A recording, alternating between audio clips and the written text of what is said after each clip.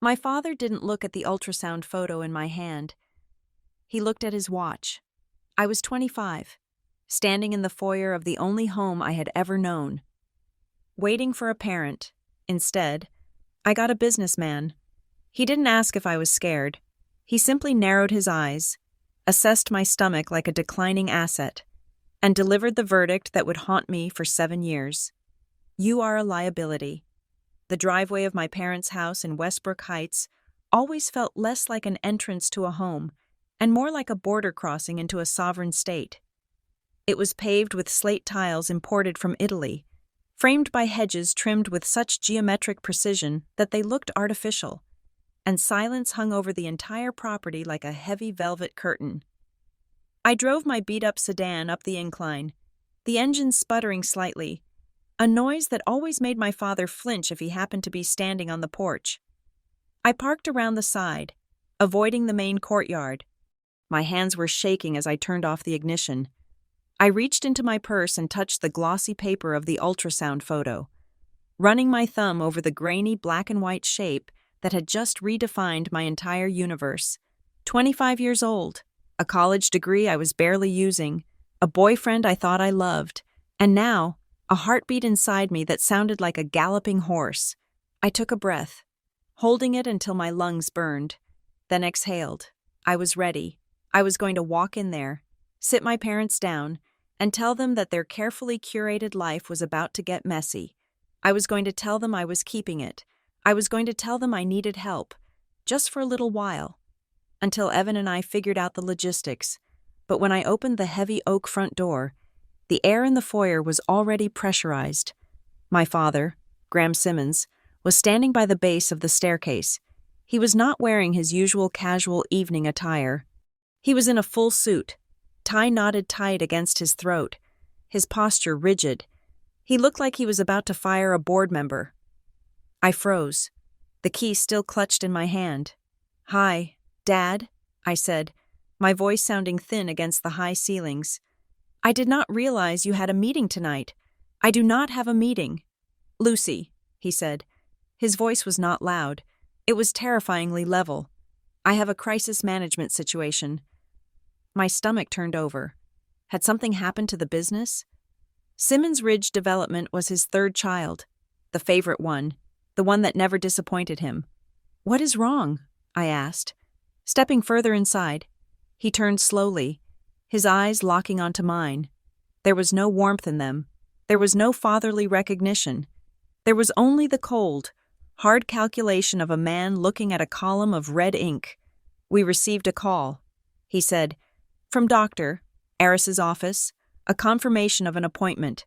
My hand flew to my stomach instinctively. "I am 25 years old. Dad, you are checking my medical appointments? You are on my insurance." "Lucy," he cut in, his voice sharpening like a blade. "And when the billing codes come through for prenatal screenings, I always notice, the secret evaporated. There was no gentle reveal, no tearful hug, no moment where I could frame this as a blessing. He had the data points, and he had already drawn his conclusion. Dinner is ready." My mother's voice drifted from the dining room. It was light, airy, and completely hollow. "Come sit down. Everyone." Graham did not break eye contact with me. "Wash your hands," he commanded. "We are discussing this at the table." The dining room was a cavern of mahogany and crystal. My mother, Diane, sat at her usual spot, smoothing a linen napkin over her lap. She did not look at me. She looked at the floral centerpiece, her expression vacant, as if she had mentally transported herself to a beach house in the Hamptons. I sat down. The ultrasound photo burned in my pocket. "So," Graham said, unfolding his napkin with a snap, "who is the father? That boy? The one who drives the truck?" "His name is Evan," I said, trying to keep my voice steady, "and he's a landscape architect, not just a guy with a truck. He is a contractor," Graham corrected, "and he is irrelevant. What matters is the timing." "I do not understand." I said, "Simmons Ridge is entering a sensitive phase," Graham said, picking up his fork. He stabbed a roasted potato with unnecessary force. We are courting 3 major institutional investors for the new sprawling mixed-use project in Northbridge. The vetting process is intrusive. They look at stability. They look at the family behind the name. I stared at him. I could feel the blood draining from my face. "Are you serious?" I whispered. "I am your daughter. I am having a baby. And you are worried about the optics for a shopping mall development? I am worried about liability." Graham said. He chewed, swallowed, and wiped his mouth. "You have always been impulsive. Lucy, you changed majors 3 times. You quit that internship at the bank because it was boring. You have no direction. I was 22 when I quit that internship. I argued. I am working. I am trying to figure things out. And now you are pregnant," he said. "An unwed, unemployed daughter living at home with a child she cannot afford is not just a domestic issue. It is a signal of chaos. It makes me look like I cannot control my own house. If I cannot manage my family, why would they trust me with a $50 million loan?" The room spun slightly. He was talking about me like I was a fluctuating interest rate. "I am not a signal," I said, my voice rising. "I am a person. I am scared. Dad, I thought you would want to know. I thought you would care." "I care about this family's survival," he said, slamming his hand on the table. The silverware jumped. "And right now, you are a liability. You are a risk I cannot underwrite." I looked at my mother. She was cutting her chicken into tiny, microscopic pieces. "Mom?" I pleaded. Diane stopped cutting. She took a sip of her wine. She did not look up. "Listen to your father." "Lucy," she said softly, "he knows what is best for the business." I pushed my chair back, the legs screeching against the floor. "You are kicking me out?" I asked, the reality crashing down on me. "Because I am pregnant?" "I am removing a variable," Graham said coldly. "You need to leave. Tonight. I will not have a crying infant disrupting my calls, and I will not have my investors seeing a stroller in the hallway and wondering which bad decisions we are subsidizing." I stood up, trembling so hard I had to grip the edge of the table. "Where am I supposed to go?" I asked. "I have $300 in my checking account." Graham went back to his meal. "That sounds like a problem you should have considered before you got careless." Diane finally looked up. Her eyes were wet, but her face was mask still. She reached into the pocket of her cardigan and slid a small white envelope across the polished mahogany. It moved silently, stopping just inches from my hand. "It is some cash," she whispered. I stared at the envelope. It wasn't a gift. It wasn't support. It was a severance package. It was hush money to leave quietly so they could finish their dinner in peace. I looked at her, really looked at her, and saw a woman who had traded her spine for a heated driveway. The silence hurt more than Graham's shouting.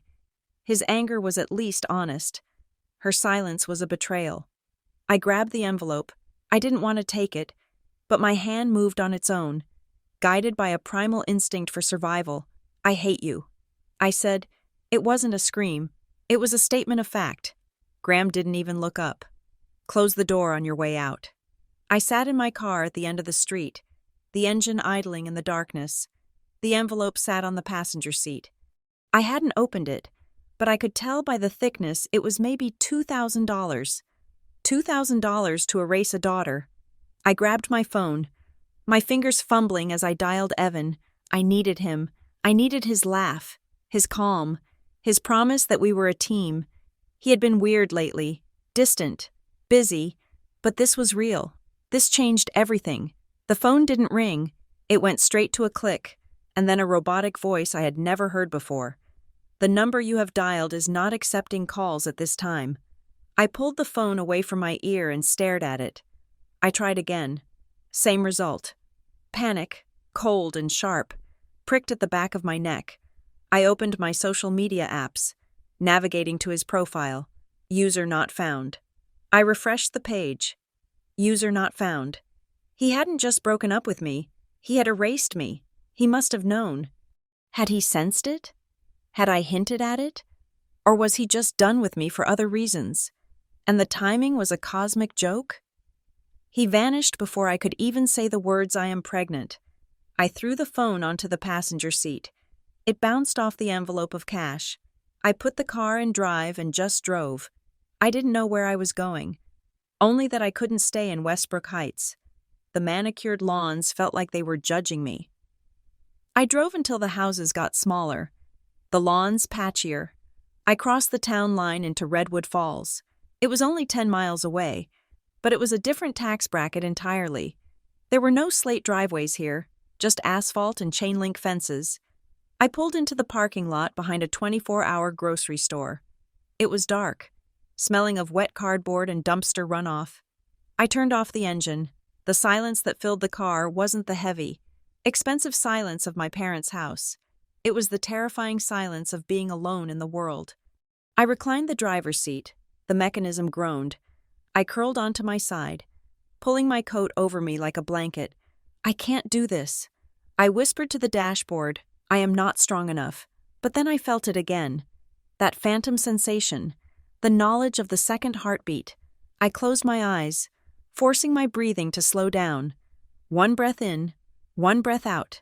I do not get to fall apart, I said aloud, my voice cracking in the cold air. I do not get to fall apart while I am responsible for two. I fell asleep to the sound of delivery trucks backing up. The beep, beep, beep, alerting me that the world was still moving, even if mine had stopped. 3 weeks later, I was standing in the back warehouse of Pine Parcel Shipping, trying not to vomit. The morning sickness was relentless. It didn't care that I was making $12 an hour. It didn't care that I was sleeping on a pull-out couch in a motel room I paid for by the week. It hit me in waves, a nausea that made the smell of packing tape and cardboard feel like poison. Simmons, the floor manager, a guy named Rick, barked from the front, "Pick up the pace on those labels. We have a truck leaving in 10 minutes. I swallowed hard, forcing the bile down. On it, I said. I grabbed the stack of shipping manifests. My job was to verify the weights and print the labels. It was mindless, physical work. But my brain kept snagging on the numbers. I looked at the invoice for a shipment of machine parts going to Ohio. The weight listed was 400 pounds. The shipping cost was calculated for a Zone 2 delivery, but the zip code was Zone 4. Wait, I muttered. I did the math in my head. If they shipped this at the Zone 2 rate, the carrier would slap them with a penalty fee of $300 plus the difference. I walked up to the front counter. Holding the manifest, "Rick," I said, "this is wrong." Rick looked up from his coffee, annoyed. "Just print the label." "Lucy, if I print this, the company loses nearly $400. I said, pointing to the line item. "The autofill system is glitching on Ohio zip codes, starting with 45. It is misclassifying the zone." Rick frowned. He snatched the paper from my hand. He looked at it, pulled out a calculator, and punched in the numbers. He stopped. He looked at the paper again. Then he looked at me. "How did you see that?" he asked. "It just looked wrong." I said, "The ratio was off." Rick stared at me for a second longer, assessing me. He was used to temp workers who did the bare minimum. He wasn't used to someone who caught algorithm errors while looking green in the face. "You are struggling back there, aren't you?" he asked. "With the lifting?" I stiffened. "I need this job." "Rick, I can do it." He shook his head. "Grab a chair. Sit at the front terminal. I want you to audit the last week's shipping logs. If there is one error, there are probably 50. You fix them. You save us money." I sat down. My legs were shaking. I wasn't fired. I was promoted. "Thank you," I whispered. The letter arrived 2 months later. I had rented a post office box because I didn't want my mail going to the motel. I went to check it on a Tuesday, expecting nothing but junk mail or maybe a coupon book.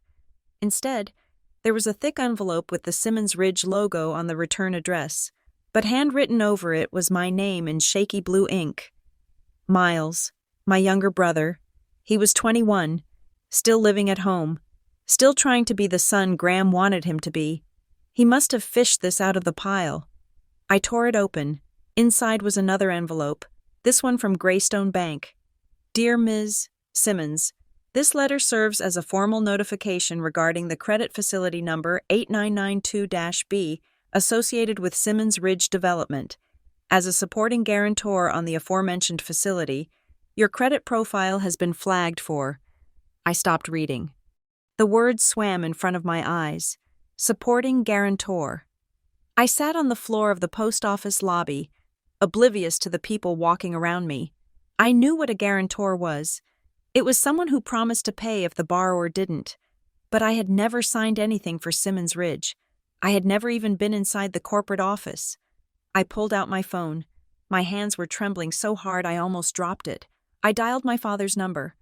I hadn't spoken to him since the night he kicked me out. He answered on the second ring. Simmons, Dad. I said, "It is Lucy." There was a pause.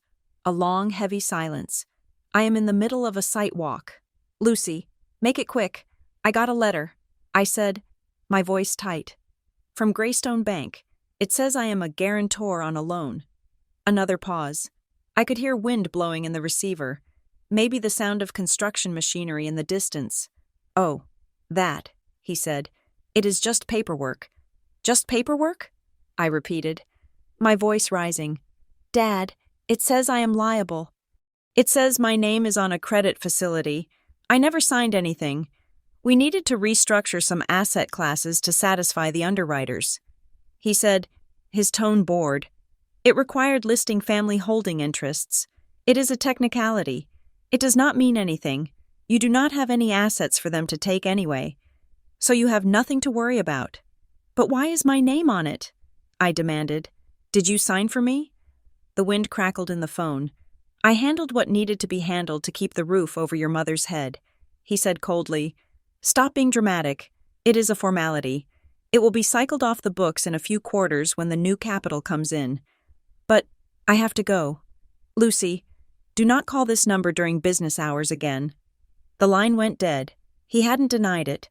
He hadn't even tried to lie. He had just dismissed it as if my legal identity was nothing more than a sticky note he could move around his desk. It doesn't mean anything. But as I looked at the letter, at the bold font of the bank logo, I felt a cold terror settling in my gut. It meant something. In the world of contracts and debt, a signature meant everything. I sat on the exam table at the Redwood Falls Community Clinic, the paper crinkling underneath me. The room smelled of antiseptic and old floor wax. The nurse, a woman named Nora Klein, was wrapping a blood pressure cuff around my arm. She was in her 50s, with steel-gray hair pulled back in a tight bun and eyes that looked like they had seen every variety of human bad luck. "Your pressure is high," she said, watching the gauge. "Not dangerous yet, but high. You are stressed." I laughed. A dry, brittle sound. "I am living in a motel. I work at a shipping center, and my father just told me he forged my signature on a bank loan. I think stressed is my baseline." Nora undid the Velcro with a rip. She didn't look shocked. She just wrote the numbers down on my chart. "Do you have a plan for the delivery?" she asked. "I am saving money." I said, "I have the cash my mother gave me. I am trying to find an apartment." Nora stopped writing. She put the pen down and looked at me. "Honey," she said. Her voice was stern but not unkind.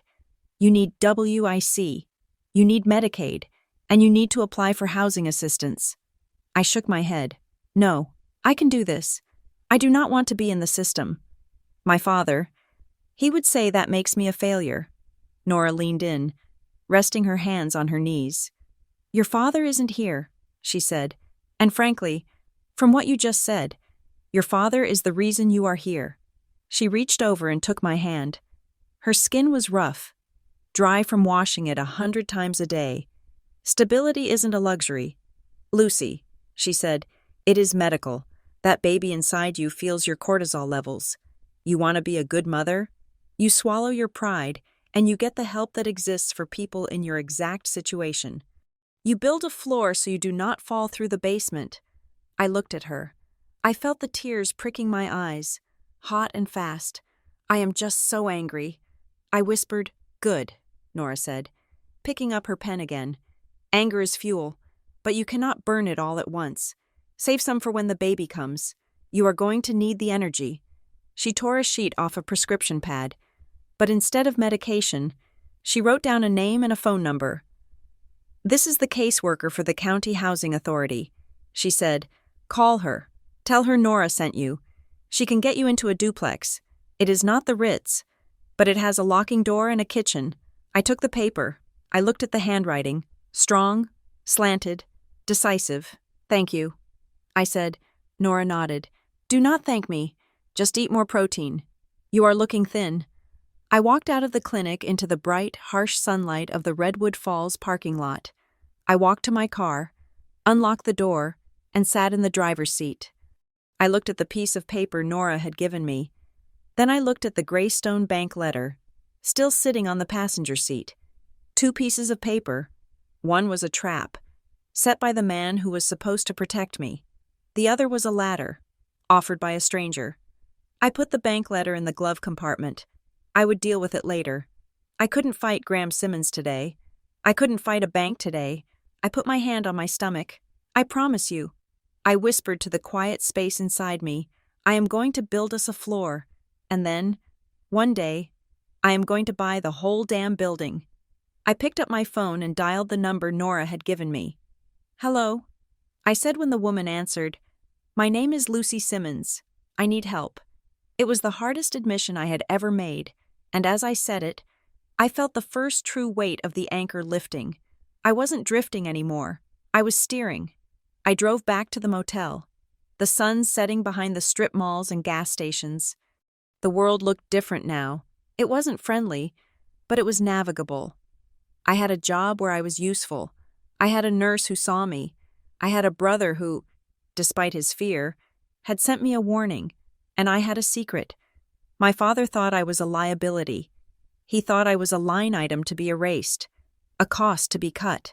He thought that by stripping me of my home and my money, he had rendered me powerless.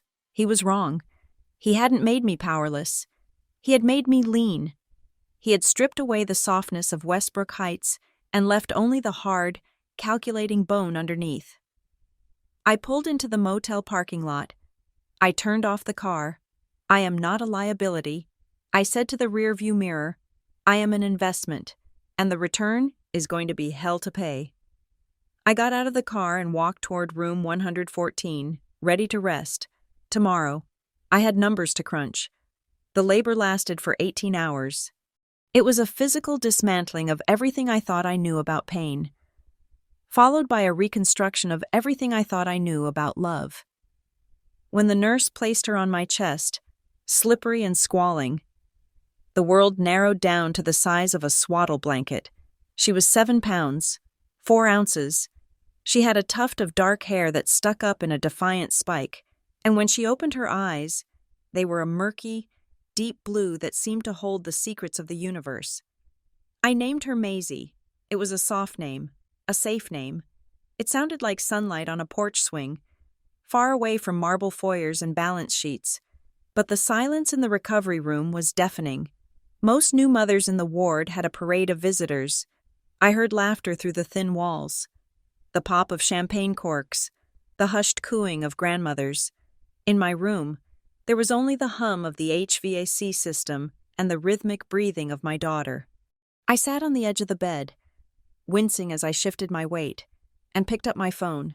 I checked the screen. No messages. I had texted Miles when I went into labor. Just 3 words. "It is happening." There was no reply. I checked my email. Nothing. I checked my blocked call log. A foolish hope that maybe Graham or Diane had tried to reach me, that some biological alarm had gone off in their heads telling them their grandchild was entering the world. Nothing. The loneliness hit me harder than the contractions had. It was a physical ache in the center of my chest. I looked at Maisie, sleeping in the clear plastic bassinet next to the bed. She was brand new. She had no history, no debts, no baggage, and she had nobody but me.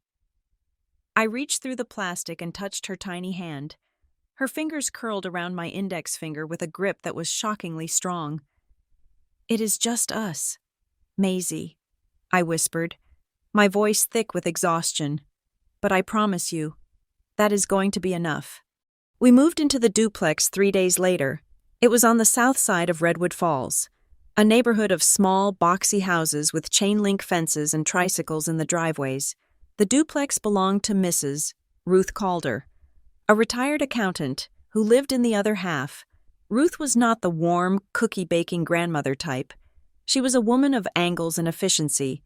She wore cardigans buttoned to the top. Her hair was cut in a practical bob, and she spoke with the precision of someone who had spent 40 years reconciling ledgers.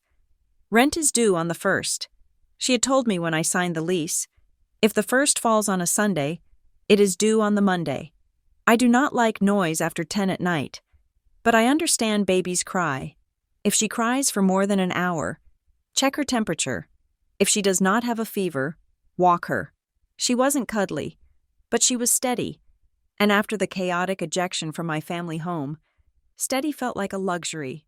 One afternoon, when Maisie was 3 weeks old, I was sitting on the living room floor, surrounded by laundry, weeping. I hadn't showered in 3 days. My shirt was stained with spit up. I was so tired that the walls seemed to be breathing. There was a sharp rap on the doorframe. I looked up to see Ruth standing there, holding a casserole dish covered in foil. She looked at the laundry. She looked at Maisie, who was finally asleep in the swing. Then she looked at me.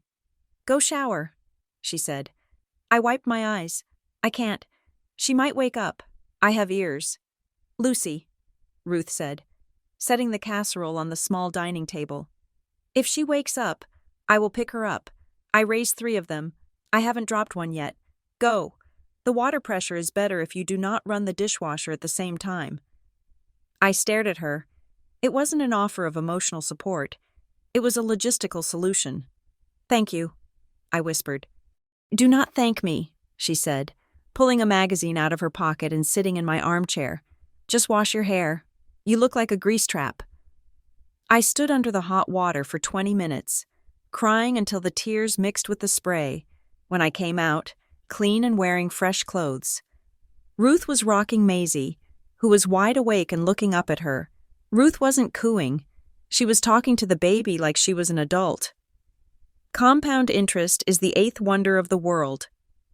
Ruth was saying to my 3-week-old daughter, "You want to be on the receiving end of it, not the paying end. Remember that." I leaned against the doorframe, watching them. A knot in my shoulders loosened. We weren't a normal family, but we weren't entirely alone. When Maisie was 6 months old, I enrolled in Redwood Falls Community College. I took night classes, Introduction to Business Law and Principles of Financial Accounting. I told myself it was to build a resume, to get a better job than the front desk at the shipping center, but deep down, it was a defense strategy. My father used words like liability, leverage, and guarantor as weapons. He spoke a language I didn't speak, and that illiteracy had allowed him to hurt me. I was determined to learn the dialect of the enemy. I studied at the kitchen table after Maisie went to sleep, my textbooks propped open next to the baby monitor. I learned about contract law, about fiduciary duty, about the piercing of the corporate veil. I learned that what my father had done, kicking me out while citing business reputation, was not just cruel, it was a risk management calculation. Then, the test came. It arrived in the form of a bill from the hospital. The total was nearly $4,000. I stared at the paper. I had Medicaid. This should have been covered. I had checked the eligibility requirements 3 times. I called the billing department. The hold music was a synthesized jazz loop that played for 45 minutes. When a representative finally answered, her voice was bored and dismissive. "That charge is for an out-of-network anesthesiologist," she said. "Your insurance denied it. You are responsible for the balance." "No," I said. My hand gripped the phone. I was shaking, the old panic rising in my throat. I felt like the girl standing in the foyer, being told she was a liability. But then I looked at my textbook lying open on the table. Chapter 4. Fair Debt Collection and Contractual Obligation. I took a breath. I forced my voice to drop an octave. I forced the tremor out of it. I was admitted through the emergency department. I said, "Under the No Surprises Act, I am protected from balance billing for out-of-network providers at an in-network facility during an emergency admission." Silence on the other end. "Ma'am," the representative said. Less bored now. "I am looking at the statute," I continued, reading from my notes. "I did not choose the anesthesiologist. The hospital assigned him. Therefore, you cannot bill me at the out-of-network rate. You need to resubmit this to the insurance carrier coded correctly. If you send this to collections, I will file a complaint with the State Insurance Commissioner and the Consumer Financial Protection Bureau by 5 o'clock today." The silence stretched for 10 seconds. "Please hold," she said. When she came back 2 minutes later, her tone had completely changed. "I have reviewed the file. Ms. Simmons, it appears there was a coding error on our end.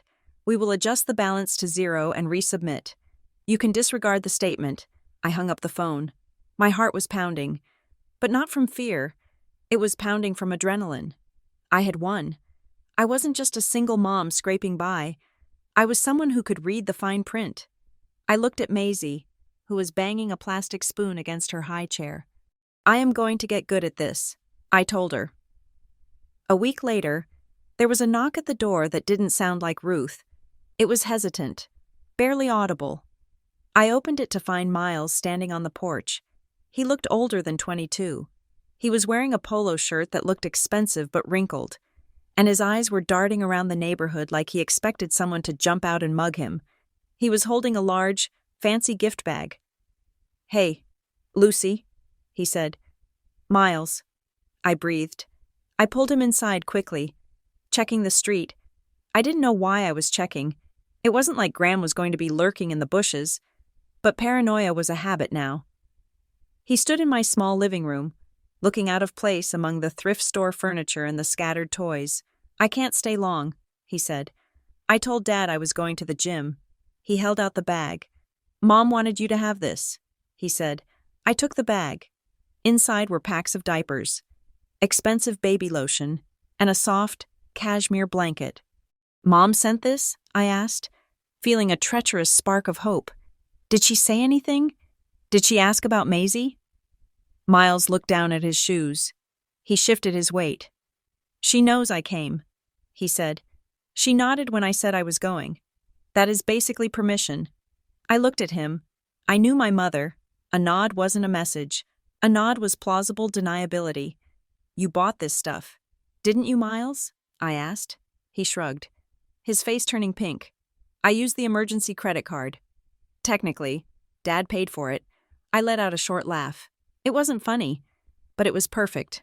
Graham Simmons was unknowingly subsidizing his granddaughter's diapers. "Thank you. Miles," I said softly. "Do you want to see her?" He nodded. I led him to the crib. Maisie was napping, her arms thrown up over her head. Miles stared at her for a long time. He didn't touch her. He just looked, his expression a mixture of wonder and terror. "She looks like you," he said, before everything got complicated. "How is it at the house?" I asked. Miles turned away from the crib. He walked back to the living room and sat on the edge of the couch. "It is weird," he said. "The company is expanding like crazy. Dad is buying up land in 3 counties. He is leveraging everything. But at home, it feels tight. Mom is drinking more. Dad is screaming at lawyers on the phone at midnight. It feels like everyone is bracing for a crash, but the crash never comes." He looked at me, his eyes serious.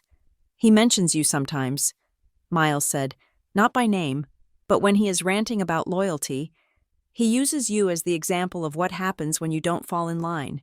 I felt a cold chill. I am his cautionary tale. "Yeah," Miles said. "But Lucy? I think he's scared. I don't know of what.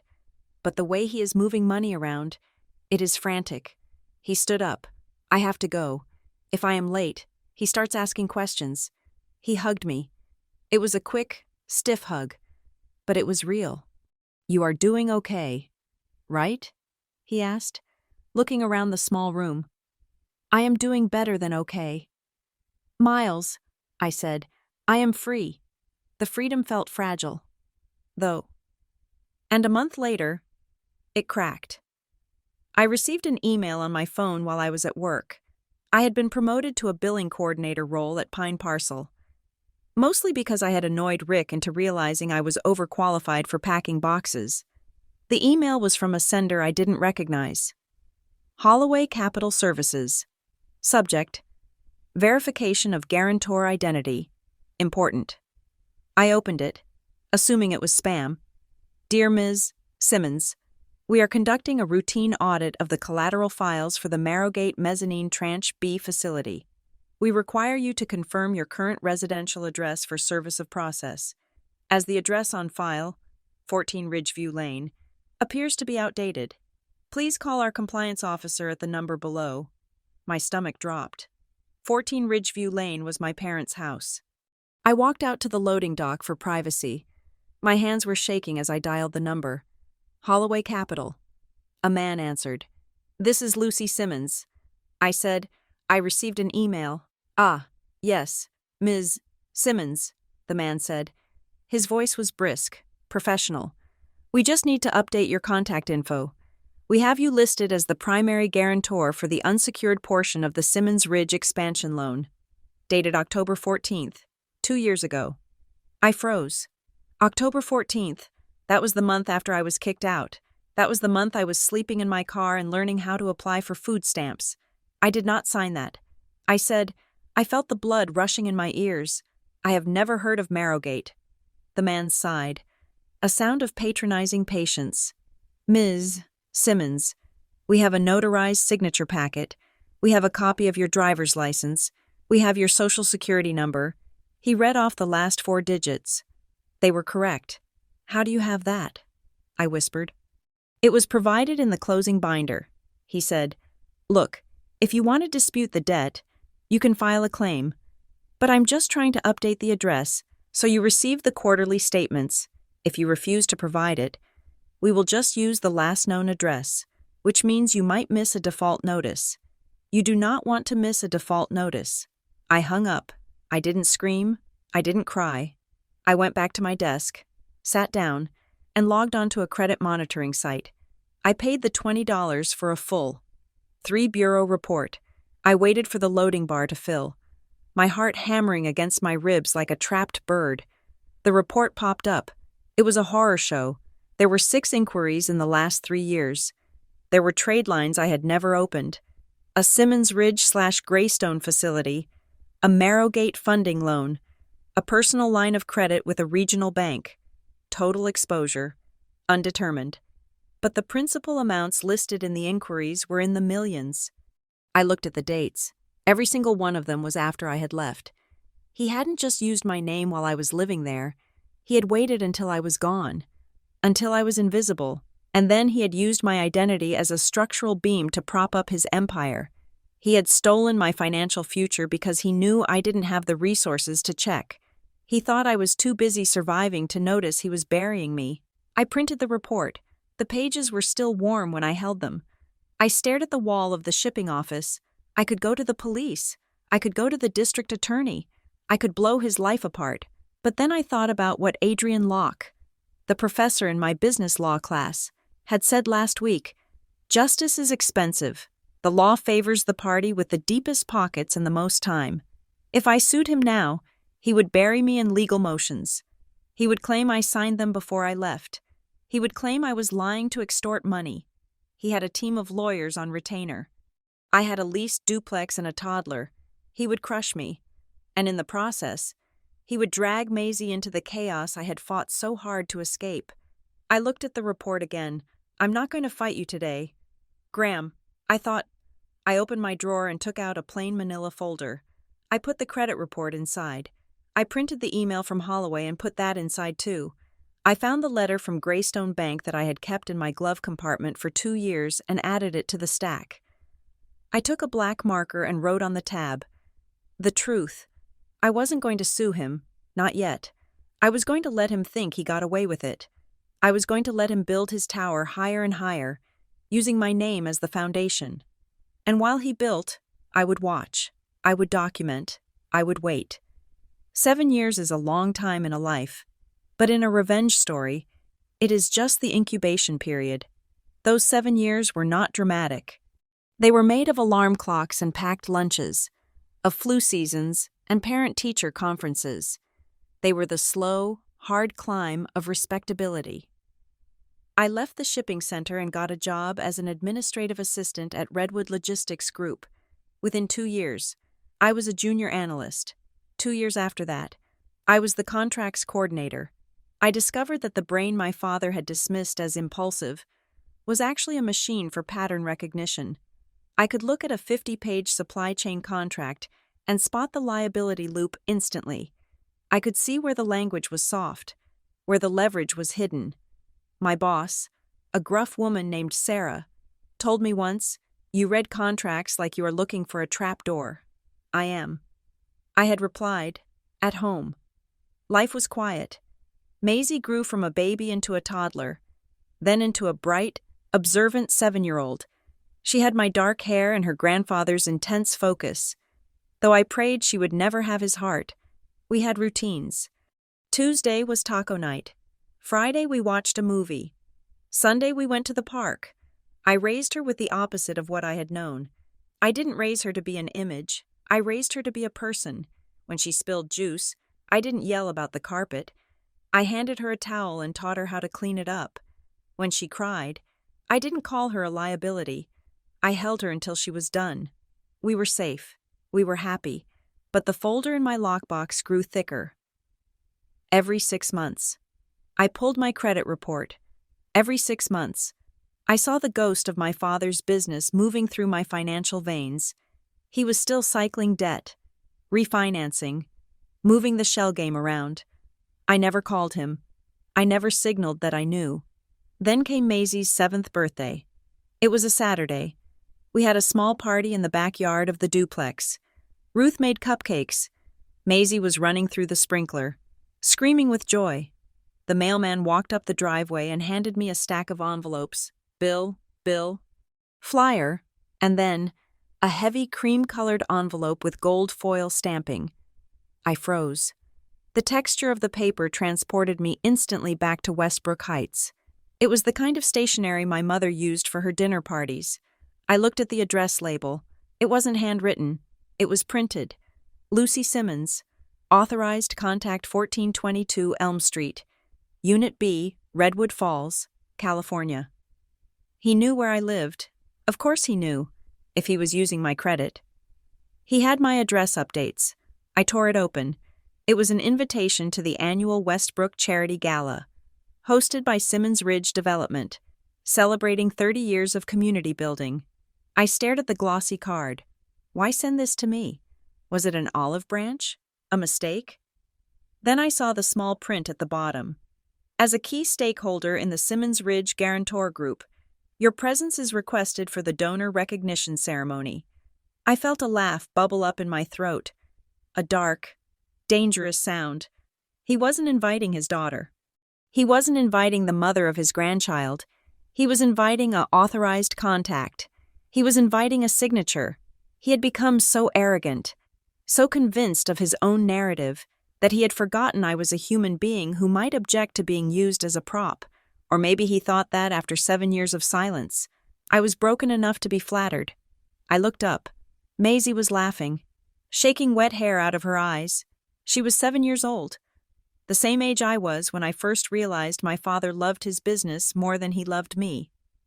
I looked back at the invitation. Simmons Ridge Guarantor Group. He didn't know it yet, but he had just sent an invitation to the demolition crew.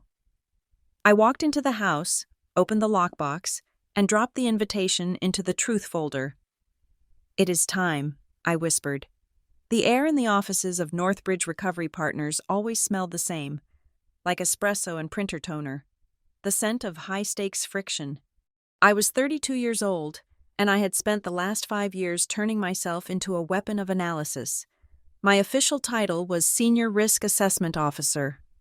But in the industry, people like me were called vultures. We circled dying companies, picked the meat off the bones, and decided whether the skeleton could walk again or if it should be ground into dust. I liked the work. It was binary. A company was solvent, or it was not. A contract was valid, or it was void. There was no room for emotion, no space for the kind of messy, subjective cruelty my father had specialized in. I was sitting at my desk on a rainy Tuesday, staring at a new data drop for a distressed portfolio we were considering acquiring.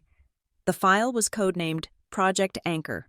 It was a bundle of non-performing commercial loans from a regional bank that was looking to clean up its balance sheet before a merger. I scrolled through the spreadsheet, my eyes scanning the columns of debt-to-equity ratios and delinquency timelines. It was Standard Debris, a failed hotel chain in Nevada, a shipping fleet in the Gulf that had lost its insurance, and then Row 42, Simmons Ridge Development, principal outstanding, $12 million. Status, covenant breach, 90 days past due. Collateral, mixed-use residential, undeveloped land parcels.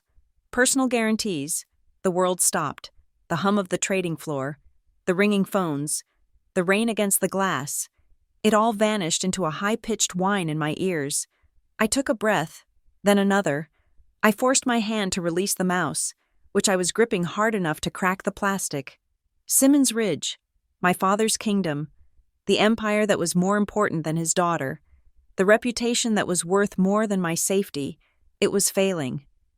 I clicked on the line item. The details expanded. It wasn't just one loan, it was a mess.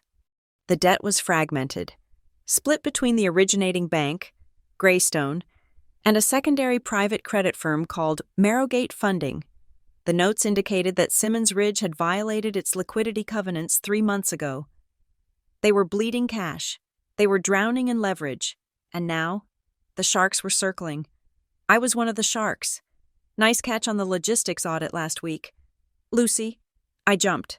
Marcus, my managing director, was standing at the edge of my cubicle. He was a man who lived for distressed assets the way other people lived for sports. He saw ruin as opportunity. I cleared my throat, quickly minimizing the specific window, though I kept the main spreadsheet open. Thank you, Marcus, I said. My voice sounded calm. It sounded professional. Inside, my ribcage felt like it was rattling. What are you looking at? He asked, nodding at the screen. Project Anchor, I said. The mid-cap real estate tranche looks volatile. Marcus nodded, taking a sip of his coffee. It is garbage, but there might be some diamonds in the rough. I need someone to do the preliminary due diligence on the construction loans. See if the underlying assets are actually worth the paper they are printed on. You have the bandwidth? I looked at him. He was handing me the scalpel. He was asking me to dissect my father's body. And he had no idea he was talking to the next of kin. I have the bandwidth. I said, good. Have a report on my desk by Friday. He walked away. I waited until he turned the corner. Then I brought the file back up. I didn't open the financials first. I opened the legal docs. I needed to see the guarantees. The PDF downloaded slowly. Simmons Ridge _credit _facility _amended _2024.pdf. I scrolled past the definitions, past the interest rate tables, past the terrifyingly high default penalties. I went straight to the signature pages. There was Graham's signature, big, looping, aggressive.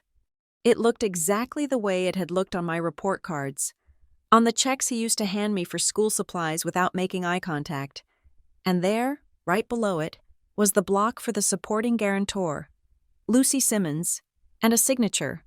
I zoomed in. At first glance, it was terrifyingly good. The slant was right. The way the L looped into the U was almost perfect. To a bank clerk. It was me. To a lawyer. It was me. But I wasn't a bank clerk anymore. I was a fraud analyst. I stared at the tail of the Y.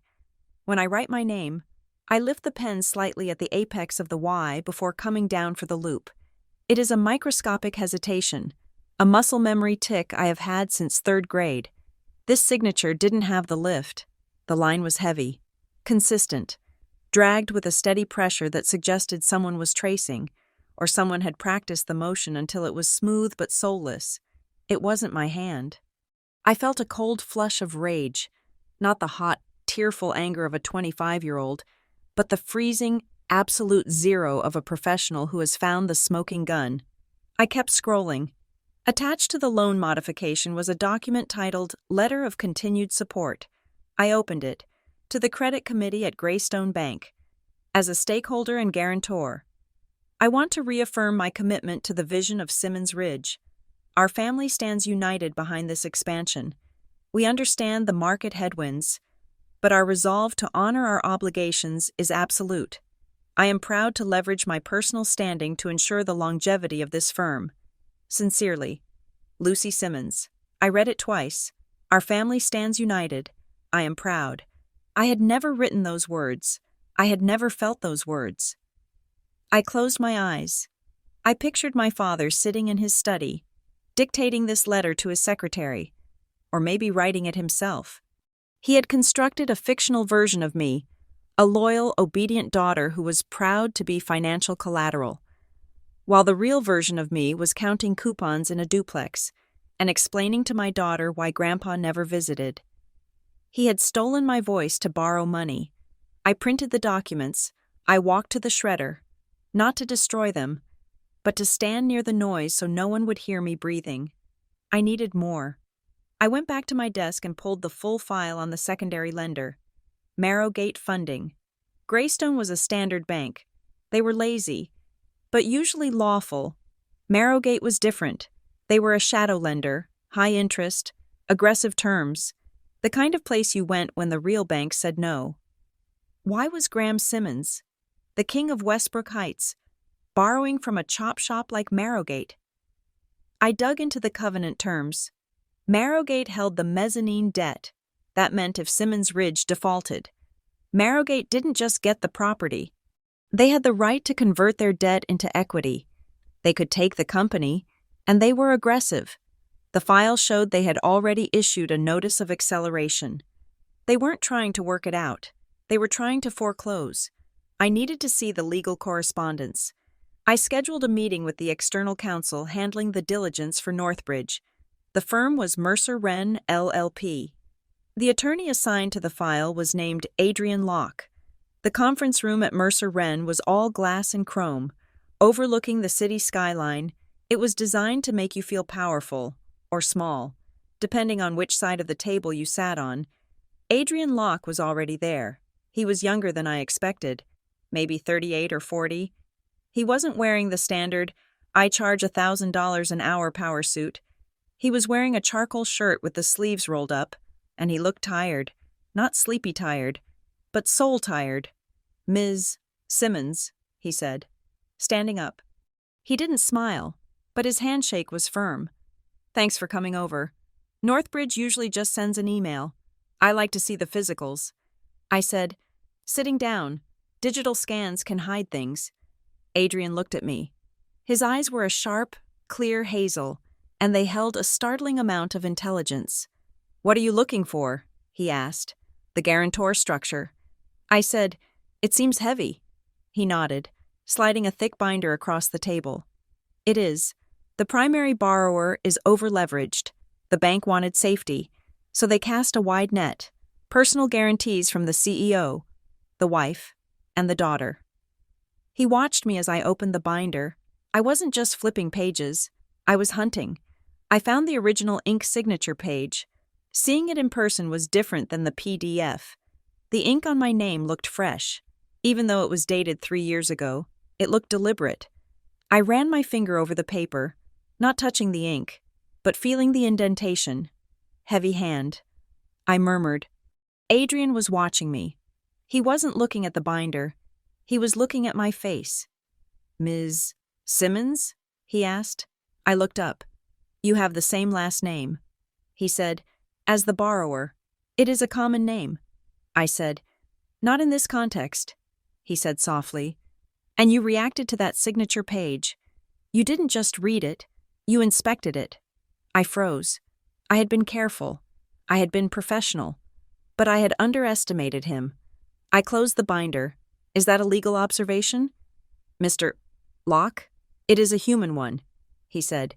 He leaned back in his chair. "Look, I am the counsel for the potential buyer. My job is to tell Northbridge if this debt is toxic, if there is a defect in the guarantees. I need to know if the guarantor is going to contest the validity of the signature. That changes the valuation of the portfolio significantly." I stared at him. I had a choice. I could lie, and he would probably figure it out. Or I could test him. Hypothetically, I said, if a guarantor's signature was forged, what happens to the loan? Adrian didn't blink. Hypothetically, if it is proven, the guarantee is void, but it triggers a cross default. The entire stack of debt becomes due immediately. The company would likely file for Chapter 11 bankruptcy within 48 hours to stop the asset seizure. It is a nuclear option. He paused. But proving it is hard, he added. You need forensic analysis. You need affidavits. And if the guarantor waits too long to speak up, say, 7 years, the court might argue they implicitly consented by not objecting sooner. Laches, estoppel. The law punishes silence. The law punishes silence. The words hung in the air. I checked my credit report. I said, the words came out before I could stop them. I have disputed the inquiries, but I never filed a police report. Adrian went very still. You are Lucy Simmons, he stated. The daughter. I am. And you didn't sign that. I shook my head. No. I was working a shift at a shipping center in Redwood Falls the day that document was dated. I have the time card to prove it. Adrian looked at the binder, then back at me. A strange expression crossed his face, something like vindication, or maybe recognition. I knew it, he muttered. I leaned forward. You knew what? I worked on the other side of this deal. Years ago, he said, when I was a junior associate, not for Simmons Ridge directly, but for the firm representing the lenders. I remember the file. I remember Graham Simmons. He was forceful. He insisted the documents be sent to his office. Not to the guarantors directly. He said his family was private. Adrian looked at me with a new intensity. I asked my partner why we weren't verifying the daughter's identity. He said, my partner told me to stop asking questions if I wanted to make partner. He let out a short, bitter laugh. I didn't make partner at that firm. He said, I left. Because of files like this. The room felt suddenly smaller, intimate in a way that had nothing to do with romance and everything to do with shared trauma.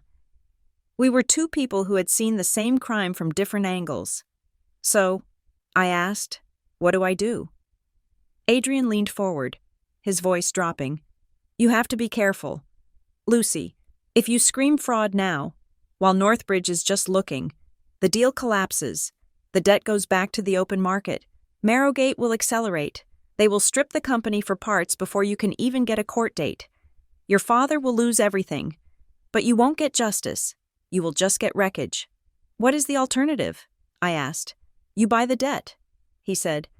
Or you let Northbridge buy it, and you control the workout. Once you hold the paper, you control the timeline.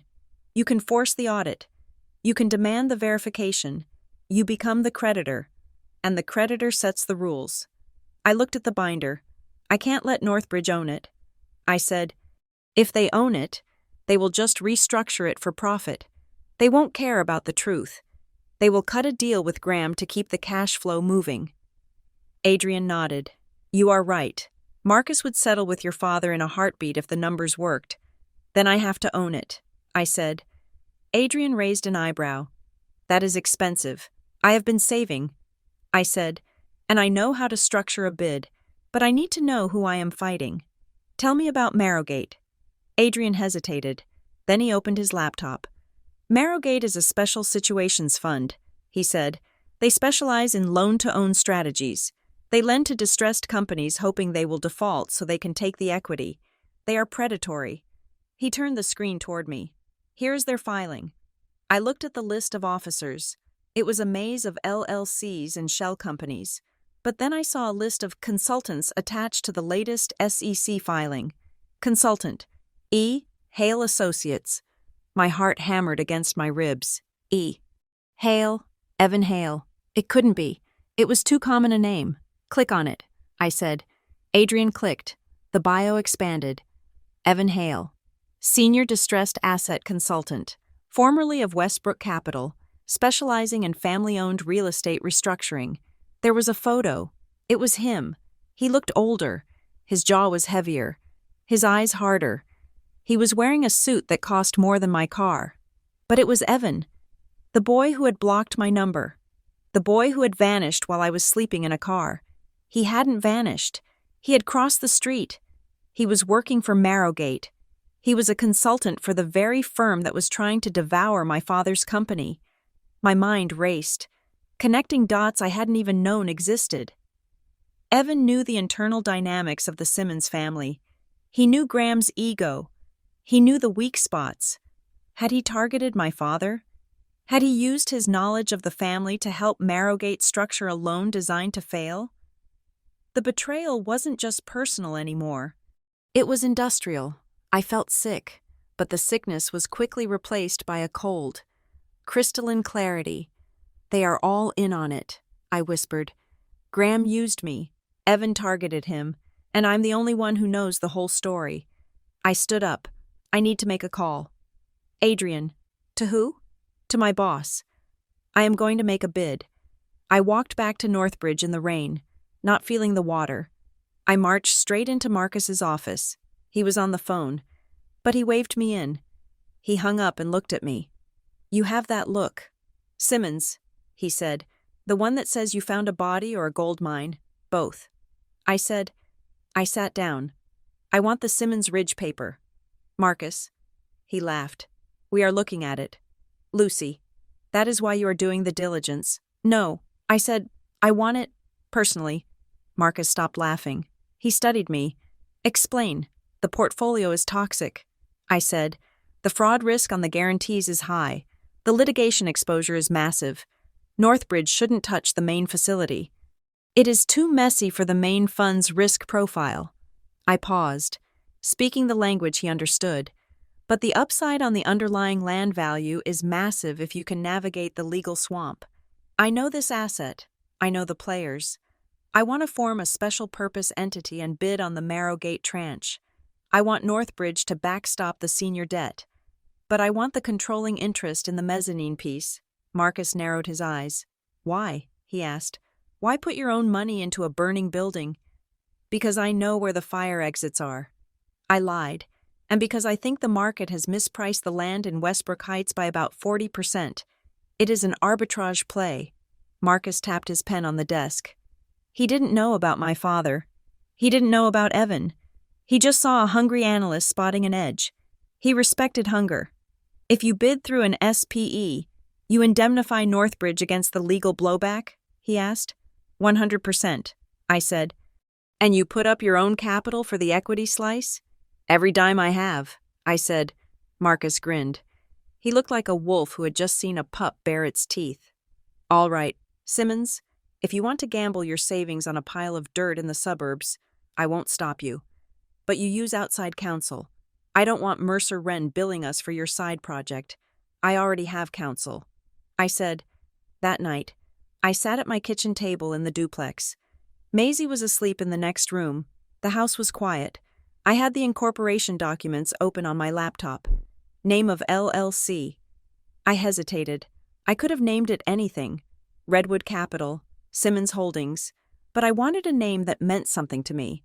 I wanted a name that reminded me of the nights I spent staring at the ceiling, wondering if I would survive. I typed, Harbor Light Holdings, LLC. A harbor is where you go when the storm is too big, but it is also where the ships are armed before they go back out to war. I hit enter. Entity formed. I transferred the funds. It was everything. My savings, my retirement account, the small investment portfolio I had built over 7 years. I was pushing all my chips into the center of the table. I wasn't doing this to get rich. I told myself I wasn't doing it for revenge. Either. I told myself I was doing it to protect Maisie, to stop Graham from imploding and taking our name down with him. But as I looked at the screen, at the digital confirmation that I was now a player in the game that had destroyed me, I knew I was lying. I wasn't just buying protection, I was buying a ticket to the execution. I picked up my phone and texted Adrian Locke. The entity is live. We bid tomorrow. He replied instantly. Get some sleep. Lucy, tomorrow you aren't a victim anymore. You are the bank. I turned off the computer. I walked into Maisie's room and smoothed the hair back from her forehead. She stirred, murmuring something in her sleep. I love you, I whispered. And I am going to make sure no one ever treats you like a liability. I walked back to the window and looked out at the street. Somewhere in the city. My father was probably sleeping in his silk sheets, thinking he was safe. Somewhere. Evan Hale was calculating his bonus. They didn't hear the sound of the train coming. But I did. I was driving it. The email notification from the clearinghouse arrived at 4 p.m. on a Friday. It was unceremonious. There were no trumpets, no confetti, just a standard automated subject line. Transaction confirmation. Bid accepted. Tranche B/Simmons Ridge portfolio. I sat in my small office at the duplex, the glow of the screen illuminating the dust motes dancing in the air. I read the line 3 times. Status, closed. Buyer, Harbor Light Holdings, LLC. I leaned back in my chair, the cheap mesh creaking under my weight. I closed my eyes and exhaled. A sound that started as a sigh and ended as a shudder. I owned him. Technically, I owned a controlling interest in the mezzanine debt of Simmons Ridge Development. I held the paper that gave me the right to demand payment, to audit the books, and, if the default continued, to foreclose on the equity. I held the lever that could eject Graham Simmons from the seat of power he had occupied for 40 years. I wasn't the daughter anymore. I wasn't the pregnant girl crying in the driveway. I was the creditor. I picked up my phone and dialed Adrian. "We got it," I said when he answered. "I know." He replied. His voice was calm, steadying. "The transfer hit the escrow account 5 minutes ago. Congratulations. Lucy, you are now the primary liability holder. It does not feel like a victory," I said, looking out the window at the neighbor's chain-link fence. "It feels like I just bought a ticket to a funeral." "It is a funeral," Adrian said. "The only question is whose." The following Monday, I met Adrian at his office to draft the initial notices. He had set up a war room, a small conference area filled with boxes of discovery files we had pulled from the public record. He was dressed in his usual sharp, unassuming way, but there was a new intensity to his movements. He laid out 3 letters on the table. "Notice of assignment," he said. Tapping the first one, "This tells Simmons Ridge that Marrowgate has sold the debt to Harbor Light. Standard legal requirement. Notice of default and acceleration." He said, tapping the second, "This informs them that because they breached the liquidity covenants, the full amount is now due. We are not asking for monthly payments anymore. We are asking for the whole $12 million. "And the third?" I asked. He hesitated. "This is the notice of inspection. As the new debt holder, we have the right to physically inspect the collateral, the job sites, the books, the premises." I picked up the first letter. The header was crisp. Harbor Light Holdings, LLC. My name appeared nowhere on the page. The signatory was A. Locke, attorney in fact. "You are hiding me." I said, "I am shielding you," Adrian corrected. He walked over to the window. Looking out at the city, "If Graham knows it is you right now, he will react emotionally. He might shred documents. He might transfer assets to offshore accounts. He might do something irrational. We need him to think Harbor Light is just another faceless institutional vulture. We need him to think this is just business." He turned back to me, and honestly, "Lucy, I am shielding you from the fallout. 2. Once we send these, the clock starts. This isn't a game anymore. It is a siege." I looked at the letters. They were polite. They were legal. They were unstoppable. "Send them," I said. 2 days later, I drove to Westbrook Heights. I hadn't been back in 7 years. The drive felt like moving through a dream I used to have, where the roads were familiar, but the geometry was wrong. I drove past the high school where I had graduated, past the park where I had kissed Evan Hale for the first time, past the grocery store where I had slept in my car that first terrifying night. I turned onto the connector road that led to the new development sectors, the future of Simmons Ridge, as my father used to call them in his speeches. The development was called the Vistas. In the brochures my father sent out, it was a paradise of luxury condos and retail space. In reality, it was a ghost town. I parked my car on the shoulder of the road and got out. I was wearing my work clothes, a tailored blazer, slacks, heels that clicked sharply on the pavement. I had a clipboard in my hand, playing the part of the inspector. The site was fenced off, but the gate was hanging open. The padlock rusted through. I walked in. It was worse than the spreadsheet suggested. Foundations had been poured and then abandoned. The concrete cracking under the exposure to 3 winters. Rebar stuck up from the ground like rusted spears. There were piles of lumber covered in blue tarps that had shredded in the wind, exposing the wood to rot. This was the collateral. This was the expanding empire Miles had told me about.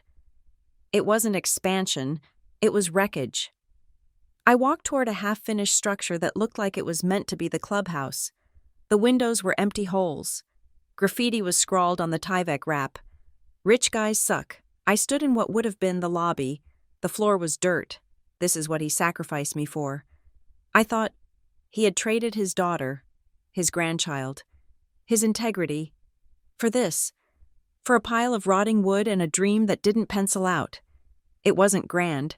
It wasn't an evil genius master plan.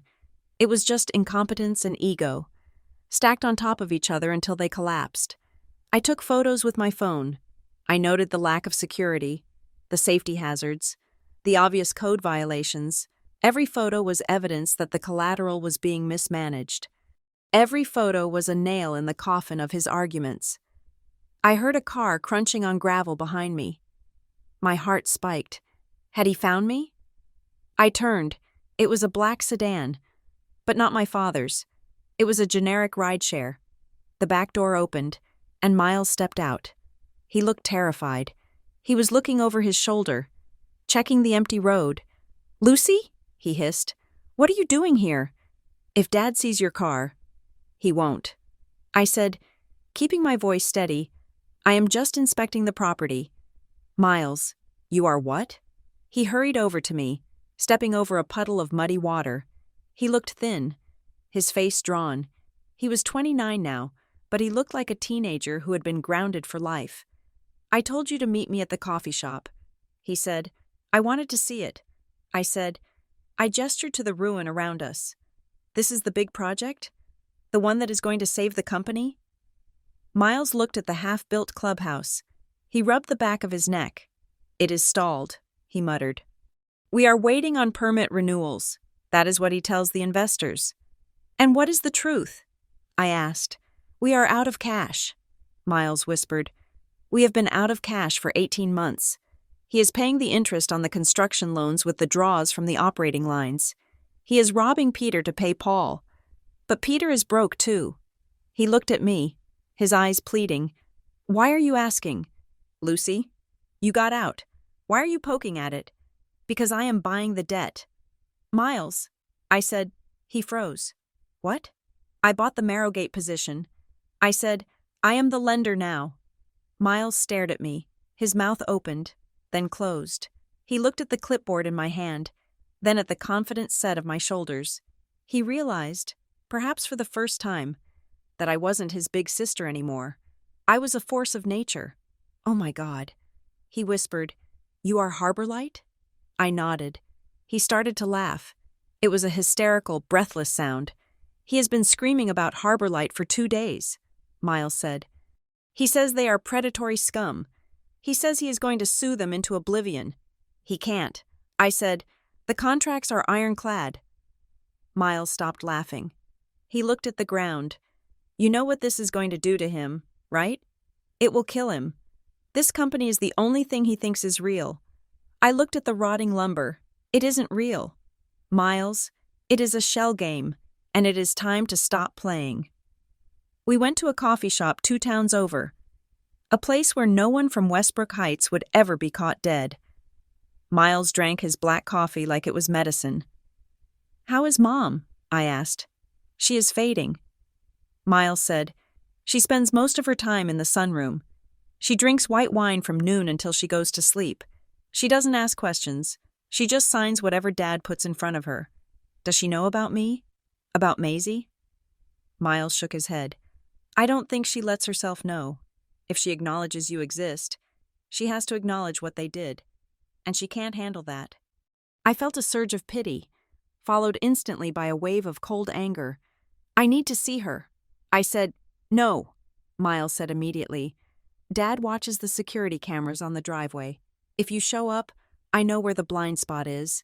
I said, "Behind the greenhouse. I used to sneak out that way when I was 16. "Lucy, don't. I have to." "Miles, before the legal notices hit the house, I need to know something." "What?"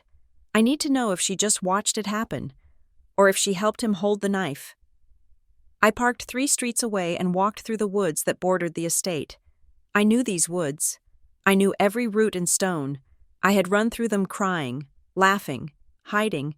I reached the edge of the manicured lawn. The greenhouse was there, the glass panes foggy with condensation. I skirted the edge, staying in the shadow of the hedges, until I reached the side door of the sunroom. It was unlocked. It was always unlocked. My father spent thousands on security systems for the front gate, but he forgot that the people inside the house needed a way to breathe. I slipped inside. The air smelled of orchids and Pinot Grigio. My mother was sitting in a wicker chair, staring out at the garden. She was wearing a silk caftan, her hair perfectly coiffed, but her face was slack. "Mom," I said softly. She didn't jump. She turned her head slowly, as if she were moving underwater. She looked at me.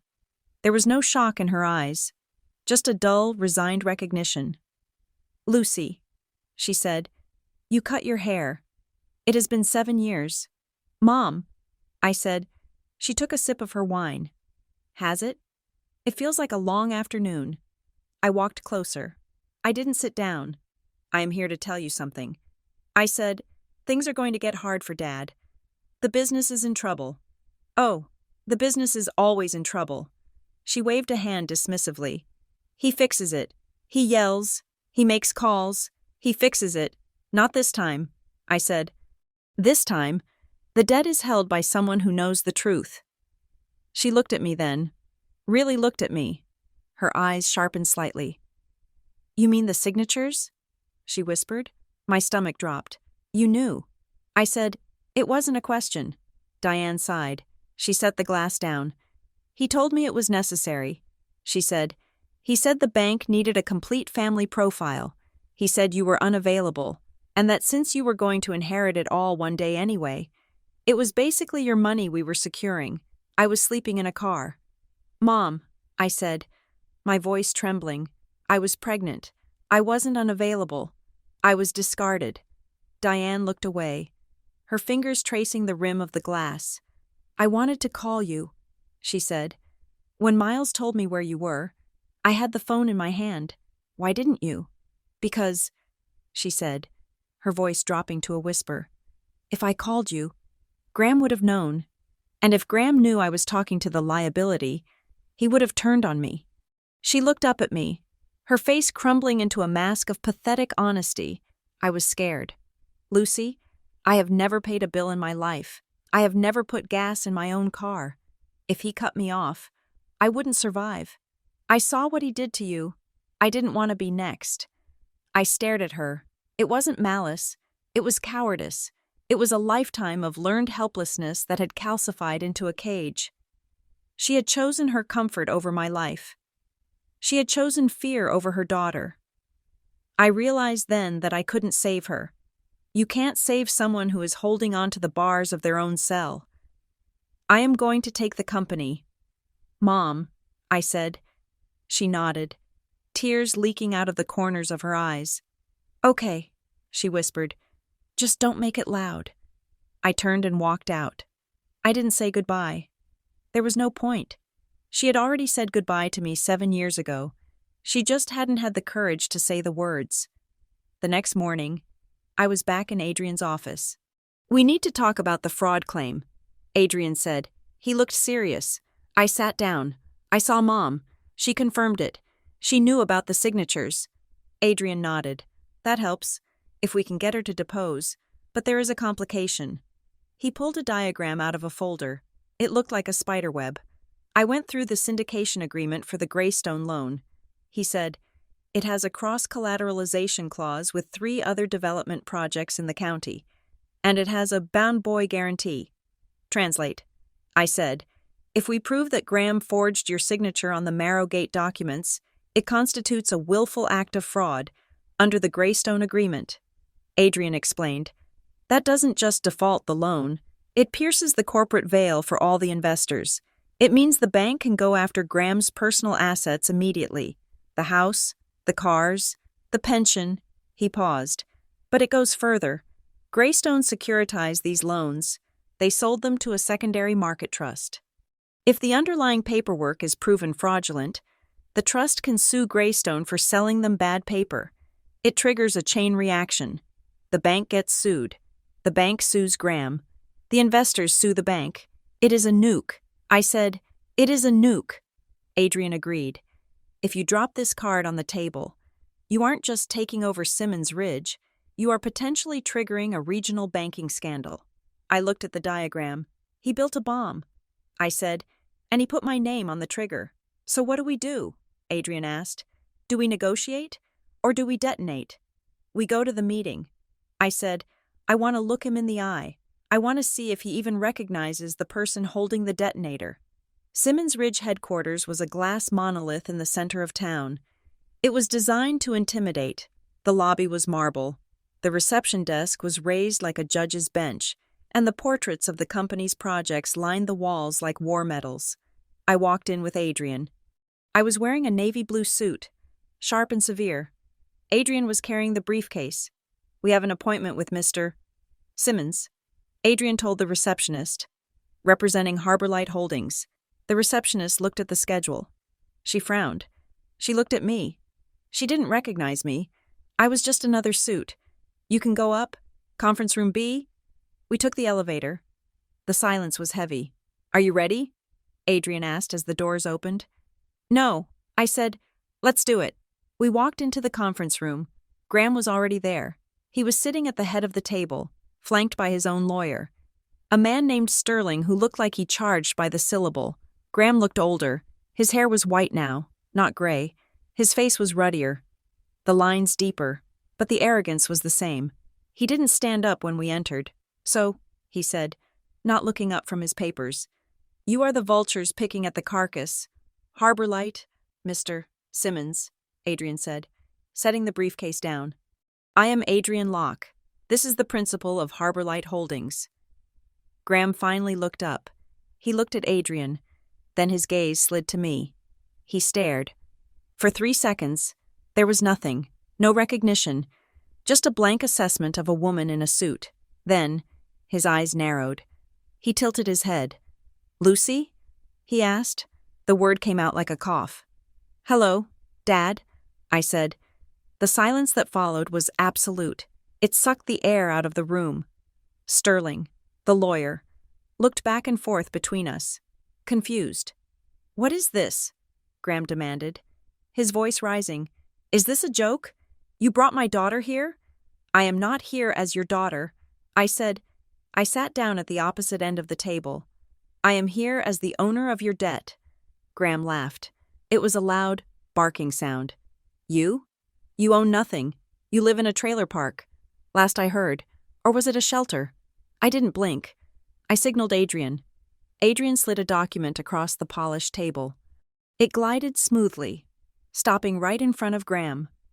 Certificate of Ownership. Harborlight Holdings, LLC. Sole member, Lucy Simmons. Graham looked at the paper. He didn't touch it. He looked at it as if it were contaminated. I bought the Marrowgate tranche. I said, I own the $12 million you owe. And since you are in default, I own the right to accelerate. Graham's face changed. The red flush drained away, leaving a pale, waxen color. He looked at Sterling. Is this legal? He snapped. Sterling picked up the paper.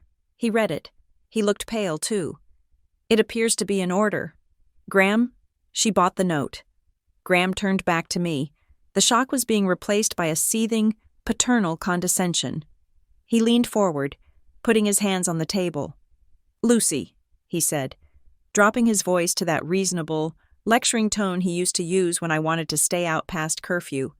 You are being used. Someone put you up to this. You don't understand how business works. These are complex instruments. You are going to get hurt. I understand that your debt-to-equity ratio is 4-1. I said, my voice flat. I understand that you breached your liquidity covenants in February.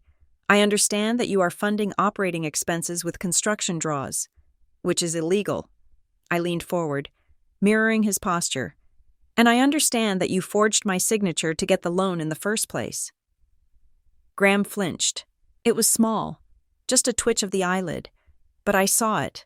I don't know what you're talking about, he said. You signed those papers. You were confused at the time. Hormonal. But you signed them. I pulled the truth folder from my bag. I took out a single sheet. The time card from Pine Parcel Shipping. I was punching a clock in Redwood Falls at the exact minute that document was notarized in Westbrook Heights. I said, unless I have the power of bilocation, that signature is a fake. Graham stared at the time card. He looked at Adrian, who was watching him with the cold precision of a predator.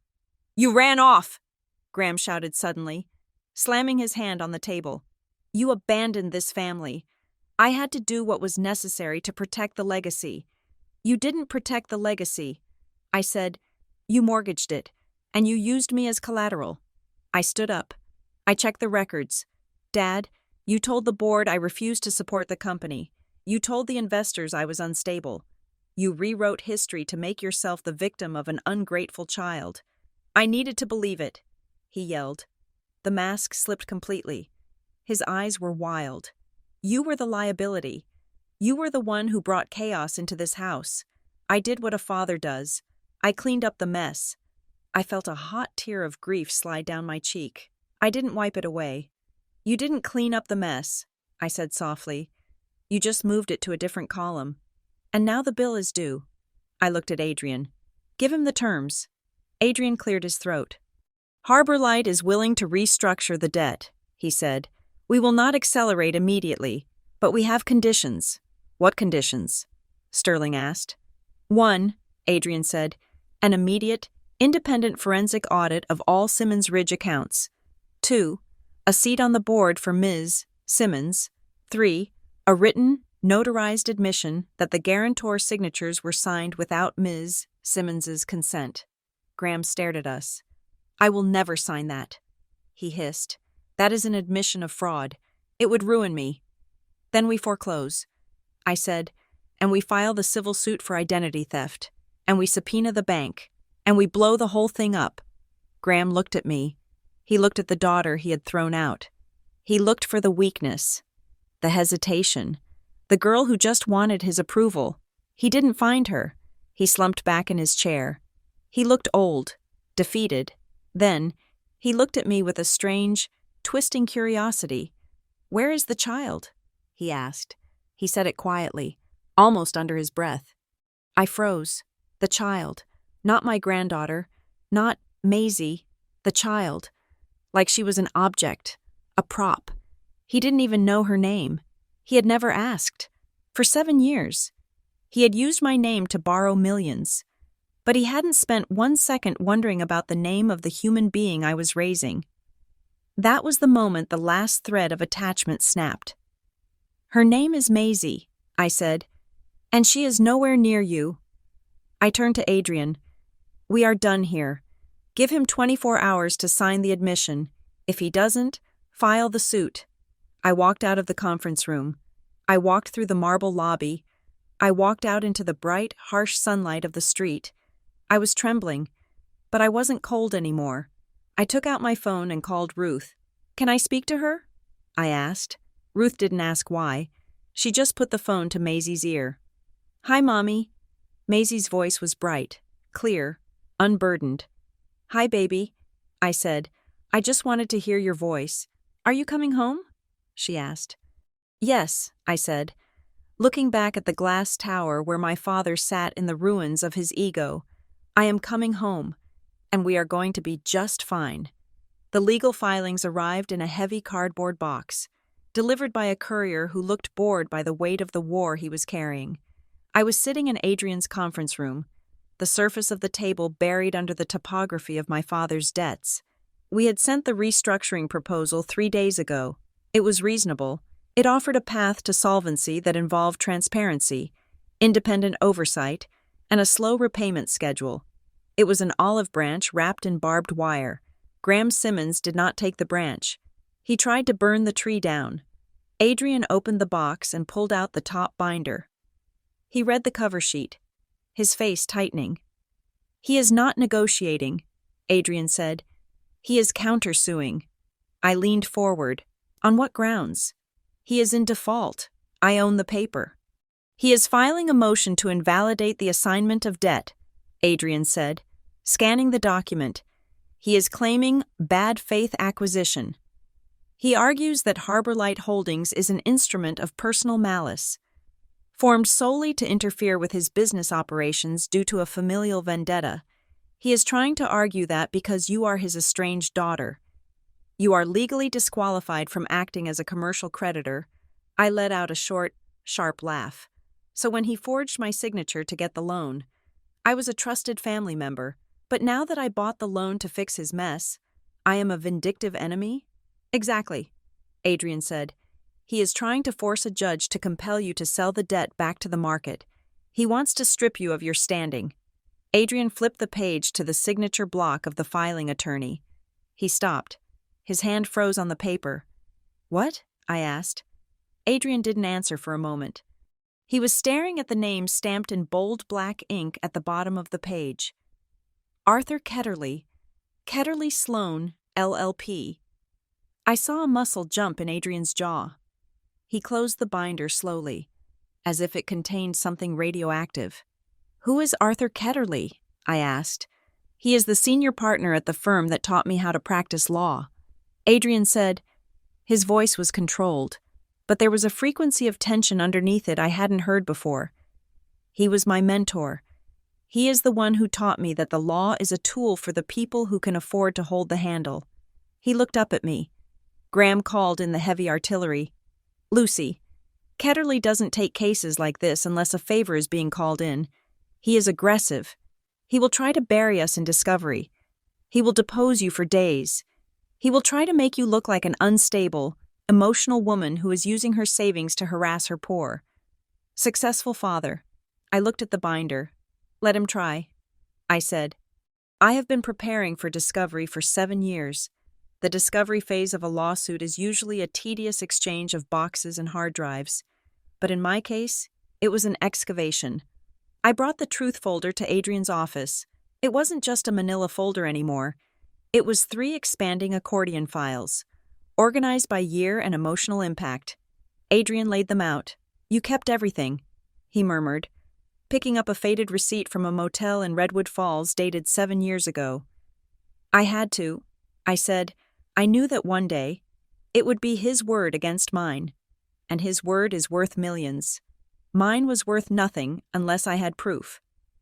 I handed him a stack of papers clipped together. "This is the timeline," I said.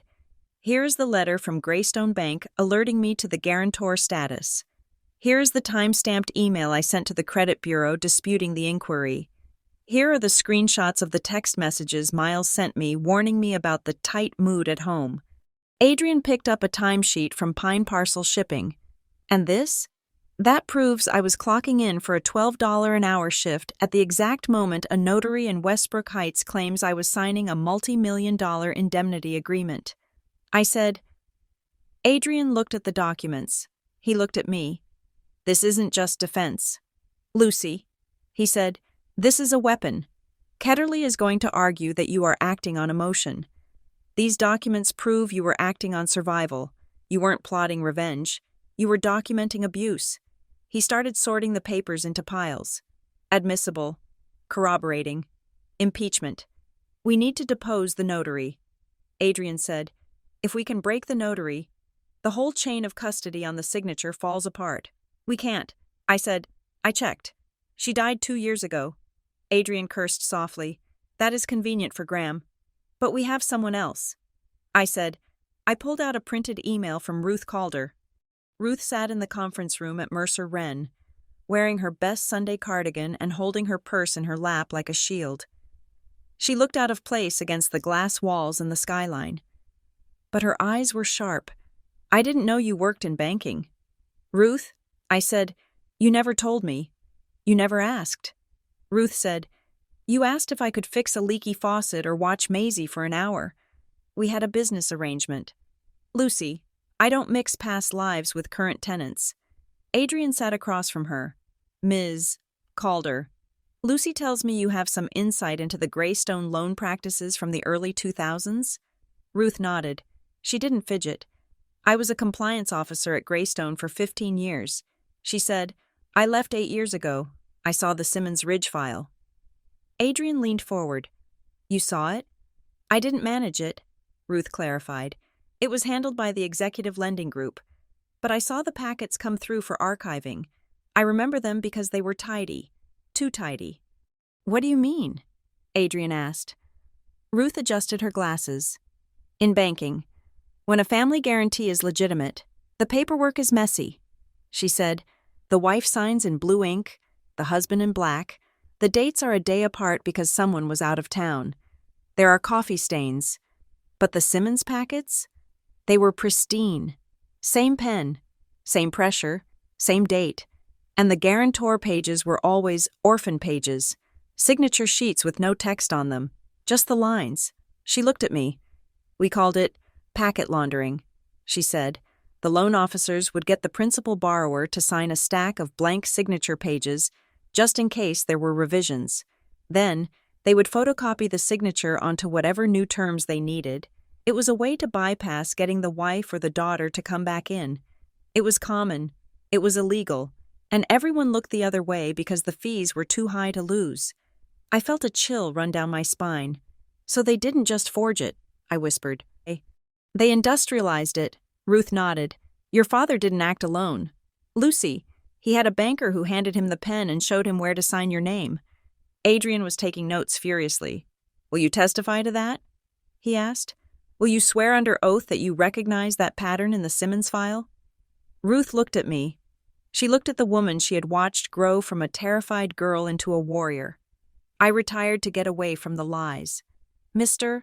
Locke, she said, but I will not let them bury Lucy. Yes, I will testify. The investigation widened. Once we knew to look for systemic fraud, other names started to float to the surface. Adrian hired a forensic accountant to trace the flow of funds from the Marrowgate loan. We wanted to know where the money went, if Graham was broke. Who was getting paid? The report came back on a Thursday. Most of it went to interest payments on older debt. It was a Ponzi scheme of liabilities.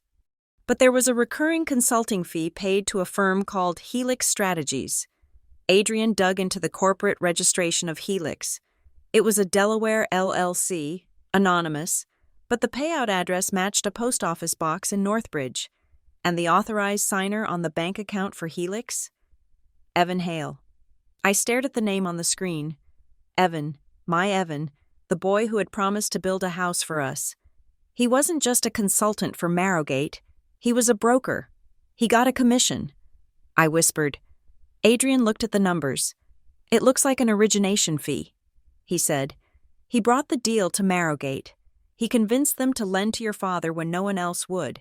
And because the risk was high, the fee was high. I did the math. The dates aligned perfectly. The loan closed 3 months after I was kicked out. Evan didn't just ghost me.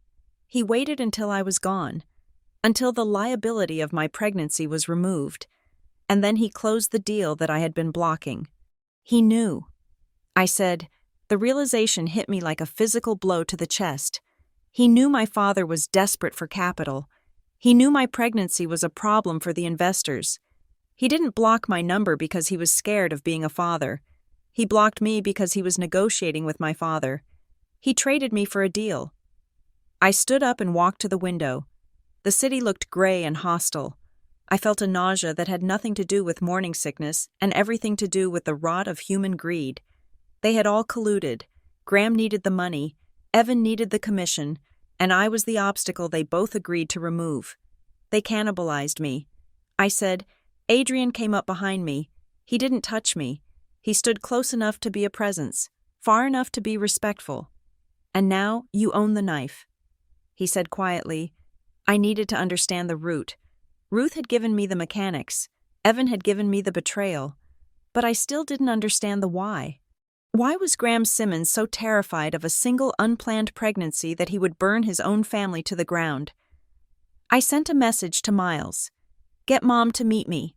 Tell her it is about saving the house. We met in the back of a garden center in Redwood Falls, a place filled with potting soil and ceramic gnomes. Diane looked out of place in her cashmere coat, nervously touching the leaves of a fern. She saw me and flinched. Lucy, she said, Miles says you are going to take the house. I am not taking the house. Mom, I said, I am taking the company. The house is just collateral damage if Graham doesn't settle. Diane looked tired. Her skin was papery, translucent. Why are you doing this? She asked. Is it just to hurt him? It is to get the truth. I said, why, Mom? Why was he so obsessed with the investors 7 years ago? Why was my baby such a threat? Diane sighed. She sat down on a stack of paving stones. It wasn't just the investors then. Lucy, she said. It was the first investor. Who? Mr. Vane, she said. I frowned. I had never heard the name. You wouldn't know him, Diane said.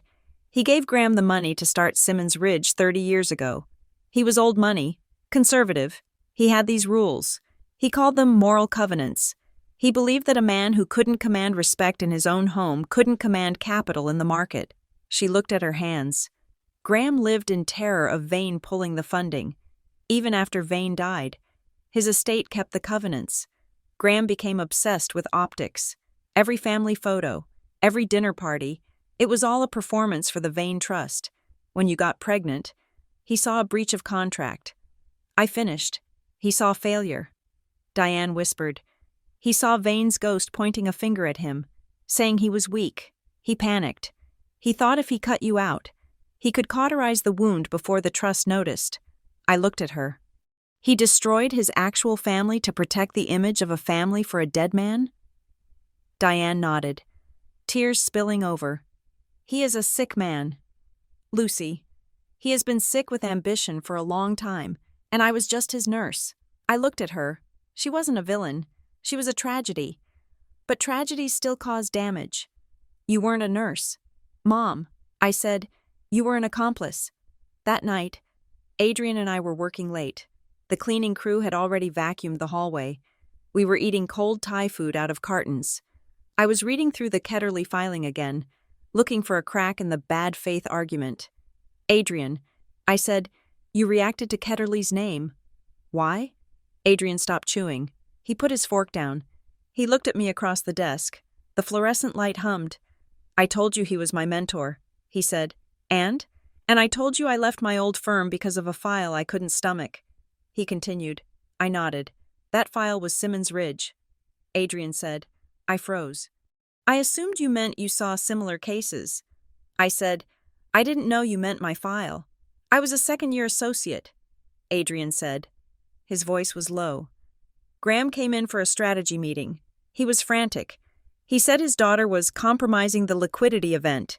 He wanted to know the fastest way to legally disown an adult child and remove them from the residence. Adrian looked down at his hands. Ketterly told me to draft the eviction notice. He told me to draft the severance agreement, the envelope your mother gave you. He told me to structure it so that your acceptance of the money constituted a waiver of claims against the estate. I stared at him. The air left my lungs. You wrote the letter? I whispered. I started to write it. Adrian said, I sat at my computer. I typed, Dear Lucy, and then I threw up in the trash can. He looked up, his eyes meeting mine. I couldn't do it. I went to Ketterly's office and told him I wouldn't be a part of it. I told him it was monstrous. Ketterly told me I was soft. He told me I didn't have the stomach for real law. He took the file from me and gave it to someone else. I quit 2 weeks later. He took a breath. I have spent 7 years trying to be the kind of lawyer who fights men like Ketterly. When you walked into my office, when I realized who you were, I knew I had to take the case. I owed you. I sat back in my chair. My emotions were a tangled knot. Part of me wanted to scream at him for being there, for being in the room when my life was being dismantled. But another part of me saw the man sitting across from me now, tired, determined, Fighting a war he didn't have to fight.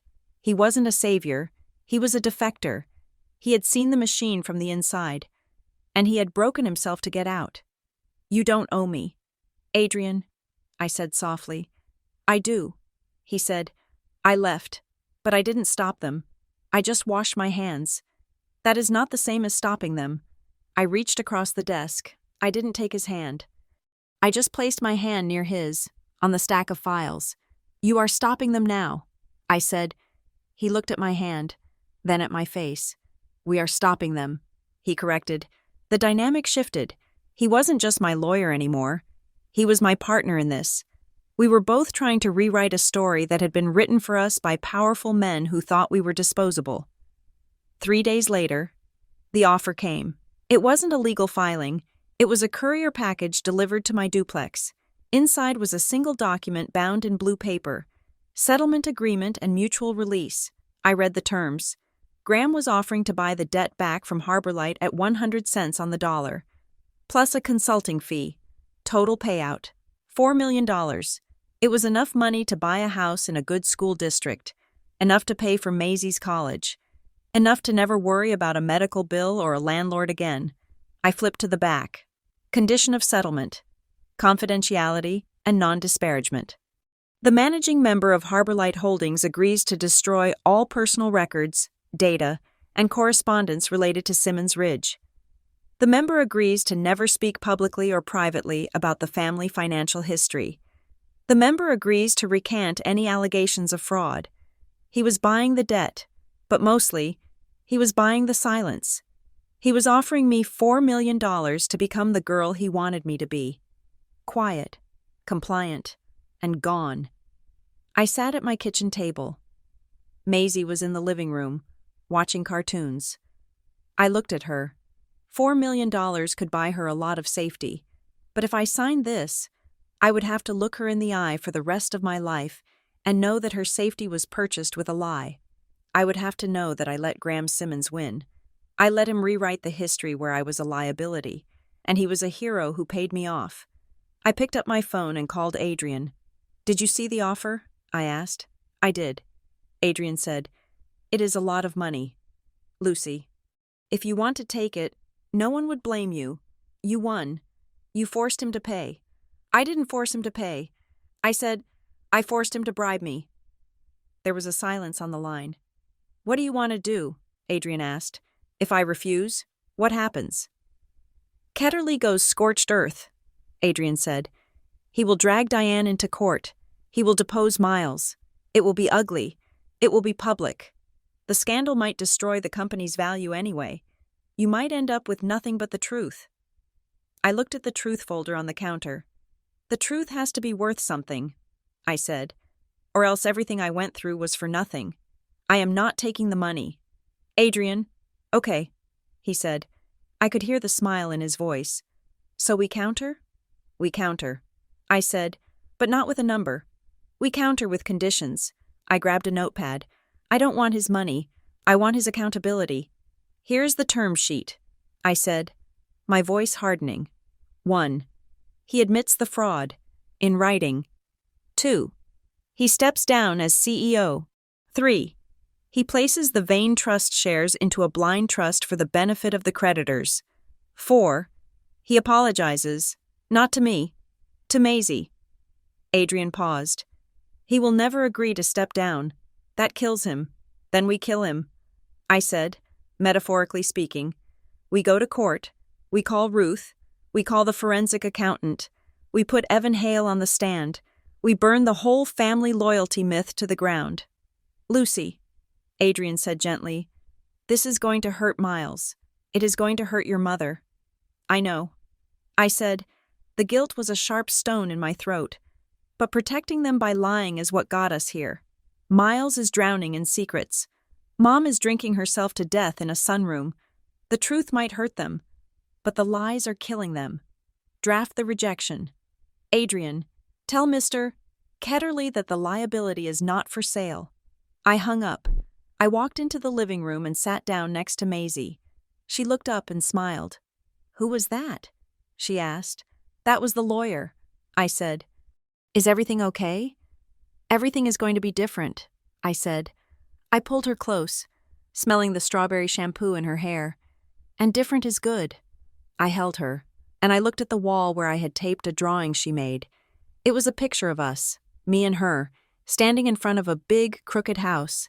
The sun was shining. I was going to burn my father's house down, but I was going to build this one, brick by honest brick. The hallway of the Kingsley County Superior Court was lined with portraits of judges who had been dead for 50 years. They stared down from their oil-painted frames with expressions of stern, impartial judgment. I walked past them, my heels clicking on the marble floor, feeling a strange kinship with their silence. I was done screaming. I was done crying. Today, I was only interested in the verdict. The judge, a woman named Justice Hallowell who wore her robes like armor, had ordered a final mediation session. It was a procedural formality, a last-ditch effort to keep the docket clear of a protracted fraud trial that would likely last for weeks. She had given us 6 hours. 6 hours to unravel a knot that had been tightening for 7 years. We were assigned to Mediation Room 4B. It was a windowless box with beige walls and a long, oval table that looked like it had hosted 1,000 divorces and corporate funerals. My team sat on the left, Adrian Locke, looking calm and lethal in his charcoal suit. Me, sitting very still, my hands folded on top of the truth folder. On the right sat the opposition, Graham Simmons, looking diminished but defiant, his jaw set in a hard line. His lawyer, the formidable Arthur Ketterly from Ketterly Sloan, who was currently arranging his papers with the precision of a surgeon preparing to amputate, and next to them, looking pale and ghostly, sat my mother, Diane. She wouldn't look at me. She stared at a water pitcher in the center of the table as if it were the most fascinating object on earth, and at the far end of the table, looking like he wished he were anywhere else, was Miles. He had been subpoenaed by Ketterly as a character witness, a move designed to present a united family front. But Miles wasn't sitting close to his father. He had pulled his chair back a few inches, creating a subtle, physical gap. The mediator entered. He was a retired judge named Mr. Vance, a man with a soft voice and eyes that had seen every variation of human greed.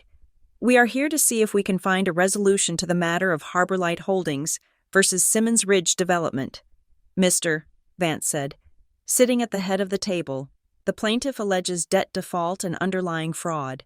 The defendant alleges bad faith acquisition and malicious interference. Let us begin with the fraud claim. Mr. Locke? Adrian stood up. He didn't speechify. He didn't pace. He simply opened a binder and projected a slide onto the screen at the end of the room. It was a high-resolution scan of the signature page from the Marrowgate loan agreement. This is the document in question. Adrian said, "It purports to be the signature of Lucy Simmons, consenting to act as a guarantor for a $12 million mezzanine facility." He clicked a button. The image changed. It was now an overlay, my signature from the loan document in blue, and my signature from my driver's license in red. We retained a forensic handwriting analyst, Dr. Eris Thorne. Adrian continued, "Dr. Thorne found 19 points of divergence, the loop of the L, the pressure on the downstroke, the spacing between the first and last names, but the most telling evidence isn't the ink, it is the metadata." Adrian clicked again. The screen showed a digital log. File name, ls_support_letter_final, DOCX. Author, G_Simmons creation, date, October 14th, 2016, 2:14 p.m. Location, Simmons Ridge Server 1, Westbrook HQ. Adrian turned to look at Graham. "And here," he said, sliding a piece of paper across the table, "is the payroll record for Pine Parcel Shipping in Redwood Falls for October 14th, 2016. He pointed to a line item. Employee, Lucy Simmons. Clock in, 1:30 p.m. Clock out, 6 p.m. The room was silent. The air conditioning hummed. A low mechanical drone. Unless Ms. Simmons has the ability to be in 2 places at once. Adrian said, his voice dropping to a conversational volume. She did not write, review, or sign that letter. It was created on her father's computer, at his office, while she was packing boxes for $12 an hour 20 miles away. Ketterly leaned forward. He didn't look rattled. He looked bored. Procedural error, he said smoothly. The timestamp on a server can be inaccurate. The document could have been drafted earlier and saved later. This is circumstantial. It is a pattern, Adrian countered.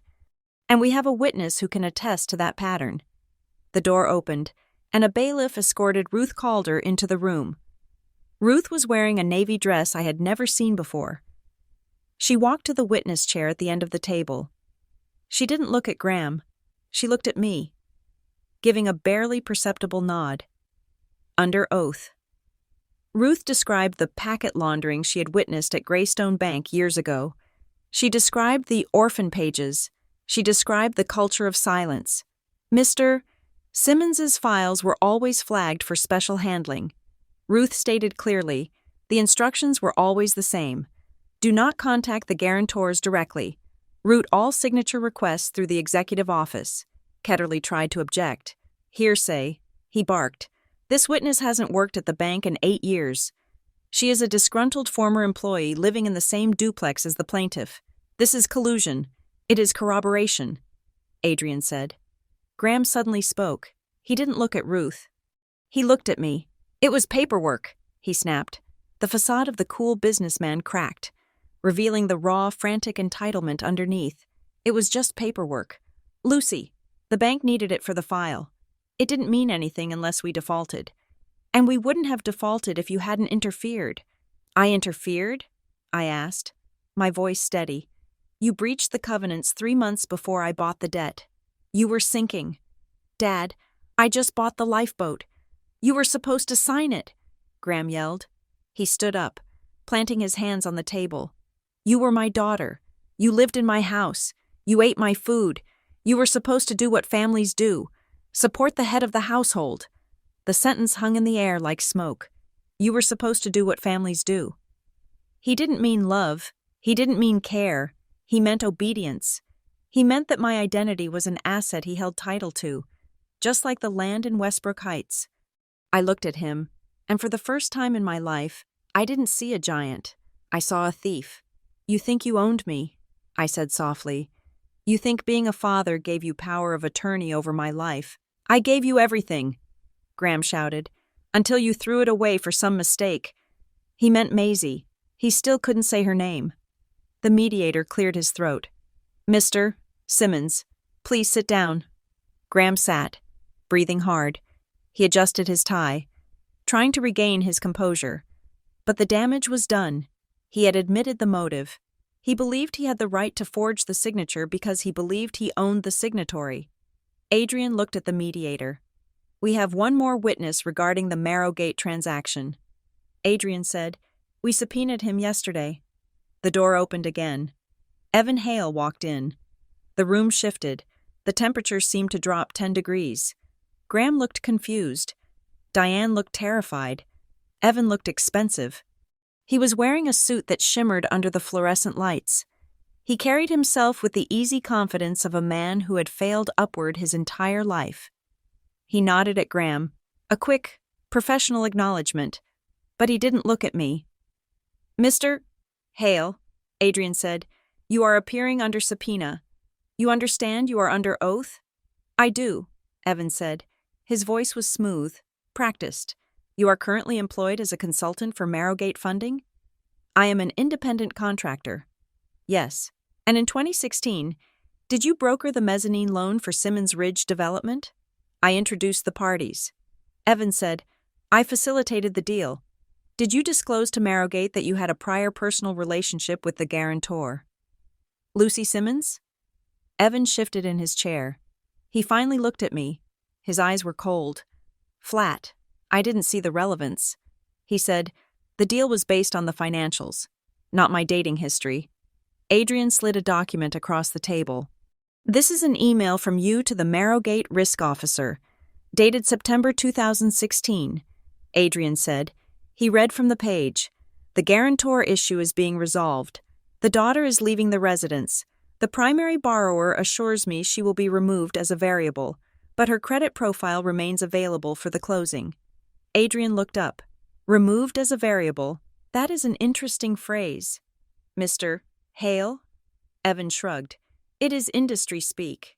It means the risk was mitigated. I spoke up then. I didn't wait for Adrian. You blocked my number the day I got kicked out. I said. Evan looked at me. His expression was bored. Lucy, we broke up. It happens. You blocked me at 4 p.m. I said, I remember because I tried to call you from the driveway. I leaned forward. But according to the discovery files, you sent the term sheet to my father at 5:30 p.m. that same day. You knew I was being kicked out before I did. You were waiting for the confirmation that I was gone so you could close the deal. Evan's mask slipped, just for a second, a flicker of panic behind the eyes. That is coincidence, he muttered. It is conspiracy. I said, you traded me. You knew my father needed the loan. You knew he needed me out of the way to satisfy the investors, so you helped him push me out. And you took a commission on the debt that replaced me. I looked at the invoice Adrian had found. $150,000. I said, that was the fee. That was what I was worth to you. Evan looked at the mediator. Am I on trial here? I am not a party to this lawsuit. You are a co-conspirator in a fraud, Adrian said. And if this goes to trial, we will add you as a defendant.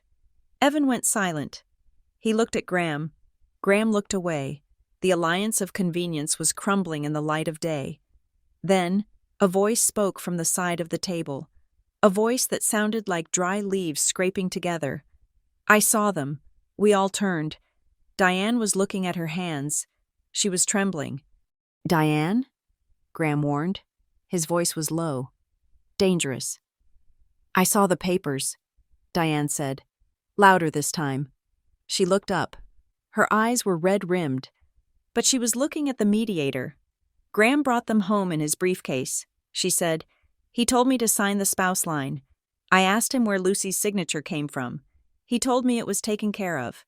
She looked at me. I knew. Lucy, I knew you weren't there. I knew you didn't sign them. Why didn't you say anything? I asked. My voice cracked. Because he told me it was the only way to save the house, she whispered. He said if we didn't get the loan, we would lose everything. The cars, the club membership, the status. He said you were young. He said you could bounce back, but we were too old to be poor. She started to cry. It wasn't a dignified cry. It was the ugly, heaving sobbing of a woman who realizes she sold her soul for a country club membership. I never asked you, she choked out. I never called to ask if you consented. Because I knew the answer, and I didn't want to hear it. Graham stared at her. His face was purple. You stupid woman, he hissed. You just perjured yourself. You signed a statement saying you knew nothing. I lied. Diane screamed back. It was the first time I had ever heard her raise her voice at him in 32 years. I lied for you. For 30 years I have lied for you. And I am tired, Graham. I am so tired. The room fell into a heavy, suffocating silence. The mediator looked at the stenographer, who was typing furiously. Mr. Vance cleared his throat. I think we have heard enough, he said. He turned to Graham and Ketterly. Gentlemen, he said, based on the testimony I have just heard, from the forensic evidence, the metadata, the independent witness, and now the defendant's spouse, I have to be frank. If this goes to a fraud hearing, you will lose, and when you lose, the judge will likely refer this matter to the district attorney for criminal review. Forgery, bank fraud. Identity theft. This is prison time. Ketterly looked at his notes. He closed his binder. He knew when a ship was sinking. What is the offer? Ketterly asked Adrian. Mr. Vance looked at me. Miss Simmons, he said, you hold the cards. You can proceed to trial. You will win. You will likely bankrupt Simmons Ridge. You will strip your father of his assets.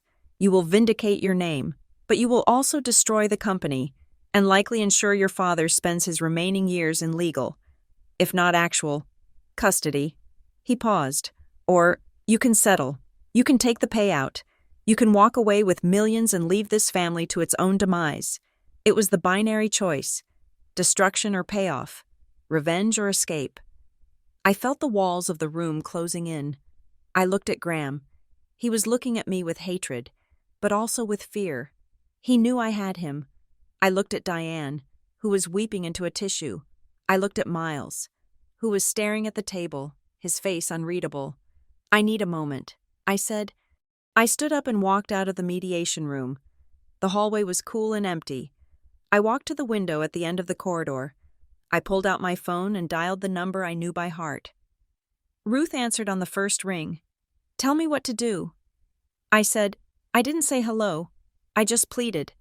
Ruth didn't hesitate. She knew where I was. She knew what day it was. "What are the options?" she asked. "I can burn him down." I said, "I can prove the fraud. He goes to jail. The company collapses. Or I can take the money, $4 million, and I walk away." "And what does Maisie get in those scenarios?" Ruth asked. "In the first one, she gets justice," I said. "In the second, she gets security." Ruth was silent for a moment. "Justice that leaves nothing behind but ash isn't justice, Lucy. It is just arson. And security bought with silence isn't security. It is a bribe." She paused. "Choose the outcome your daughter can live next to, not the outcome that wins today. If you burn him down, you teach her that power is about destruction. If you take the money, you teach her that truth has a price tag. Find the third thing, the thing that builds the floor you promised her." I closed my eyes. Build the floor. I hung up the phone. I stood there for a minute, watching the traffic below. I wasn't the girl in the car anymore. I wasn't the victim. I was the bank, and banks didn't operate on emotion. They operated on terms. I turned around and walked back into the room. Everyone looked up. "I am not taking the money," I said. Graham let out a breath, a sound that might have been relief or derision. "So you are going to destroy us." Typical. "No," I said. "I am not going to destroy the company, because there are people who work there who didn't forge my signature, and because Miles works there." I looked at Miles. He looked up, surprised. "And I'm not going to take a payoff," I continued. "I don't want your money, Dad. I don't want a dime of the money you made by using my name." I sat down. "Here's the third path," I said. Adrian opened his notepad. "Ready to write?" "I will restructure the debt," I said. "I will give you a 5-year term. I will lower the interest rate to a survivable level. I will prevent the immediate collapse of Simmons Ridge." Graham's eyes narrowed. "In exchange for what?" "In exchange for the truth," I said. I listed my conditions, counting them off on my fingers. 1. You will sign a sworn affidavit admitting to the forgery of the guarantor documents. This affidavit will be held in escrow by the court. If you ever disparage me, my daughter, or my financial standing again, it gets released to the district attorney. 2. You will issue a public press release, a correction. You will state that Lucy Simmons did not abandon the family, but left due to a strategic disagreement regarding management ethics. You will clear my name in the industry. 3. You will agree to the appointment of an independent oversight monitor for the company, a forensic accountant who reports to me. You will not sign a check over $500 without my counter-signature. I leaned forward. You want to keep your company? Fine, you can keep the title. But I keep the control. I own your compliance. Dad, every day, for the rest of your tenure. The room was silent. Graham stared at me. His face turned a deep, mottled red. You want me to report to you? He spat. You want me to ask my daughter for permission to buy a stapler? I want you to experience what it feels like to have no autonomy. I said, I want you to know what it feels like to be a liability managed by someone else. He slammed his fist on the table. Never, he shouted. I built this. I am Graham Simmons. I will not be gelded by my own child. I would rather burn it down. He looked at Ketterly. We go to trial. I will take my chances with a jury. Ketterly shook his head. Graham, you will lose. I don't care. Graham roared. I will not sign it. I will not bow to her. He looked at Diane. You are with me, right? We fight this. Diane put her head in her hands and sobbed. He looked at Miles. Miles, tell her we are a family and we don't do this. Miles stood up. The chair scraped loudly against the floor. Miles looked at his father. He looked at the red-faced, shouting man who had ruled his life with fear for 29 years. No, Miles said. Graham froze. What did you say? I said no, Miles said. His voice wasn't loud, but it was steady. I am done, Dad. I am done watching you lie. I am done watching you treat Mom like a servant. I am done pretending that the business is more important than the people in it. He walked around the table. He didn't stop at Diane. He walked all the way around until he was standing next to me. He put his hand on my shoulder. I am with Lucy, Miles said. Graham looked at him. He looked at the empty space where his son used to be. Miles, Graham whispered, you are my heir. I am your son. Miles said, there is a difference, and I am tired of being collateral. Graham looked around the room. He looked at Ketterly, who was closing his briefcase. He looked at Evan, who was checking his watch, clearly calculating his own exit strategy. He looked at Diane, who was broken, and he looked at his children, standing together against him. He was the king of Westbrook Heights. He had the mansion, the cars, the reputation, but in that cold, beige room, he was the poorest man on earth. He sank back into his chair. The fight went out of him like air leaving a tire. He looked small. He looked at the affidavit Adrian had placed on the table. If I sign it, he whispered, his voice trembling, will you let me see the child? I looked at him. Even now, he was bargaining. Even now, he wanted a transaction. I stood up. I picked up the pen. Her name is Maisie, I said. I pushed the pen toward him. Sign the paper, Dad, and then maybe we can talk about who earns the right to know her. He looked at the pen. He looked at me. His hand shook as he reached for it. The room held its breath. I watched his fingers close around the barrel of the pen. I watched the tip touch the paper, and in that moment, before the ink even flowed, I knew it was over. The liability had become the leverage. The debt was collected. I didn't feel triumph. I felt lighter. I looked at the window. The sun was breaking through the clouds. It was time to go home. Thank you for listening to Lucy's story. It has been a journey from the cold pavement of a parking lot to the boardroom where the truth finally had its day. I hope this story resonated with you, about the resilience it takes to rebuild when the people who should protect you are the ones who break you. I would love to know where you are listening from today. Are you tuning in from the busy streets of New York, the quiet countryside of England, or somewhere halfway across the world? Please let me know in the comments. If you enjoyed this story, please subscribe to Revenge Stories. There are many more tales of justice, redemption, and the long road to truth waiting to be told. Share your thoughts in English. Did Lucy make the right choice? Would you have taken the money? Or would you have burned it all down? I read every comment, and I can't wait to hear what you think. Until next time.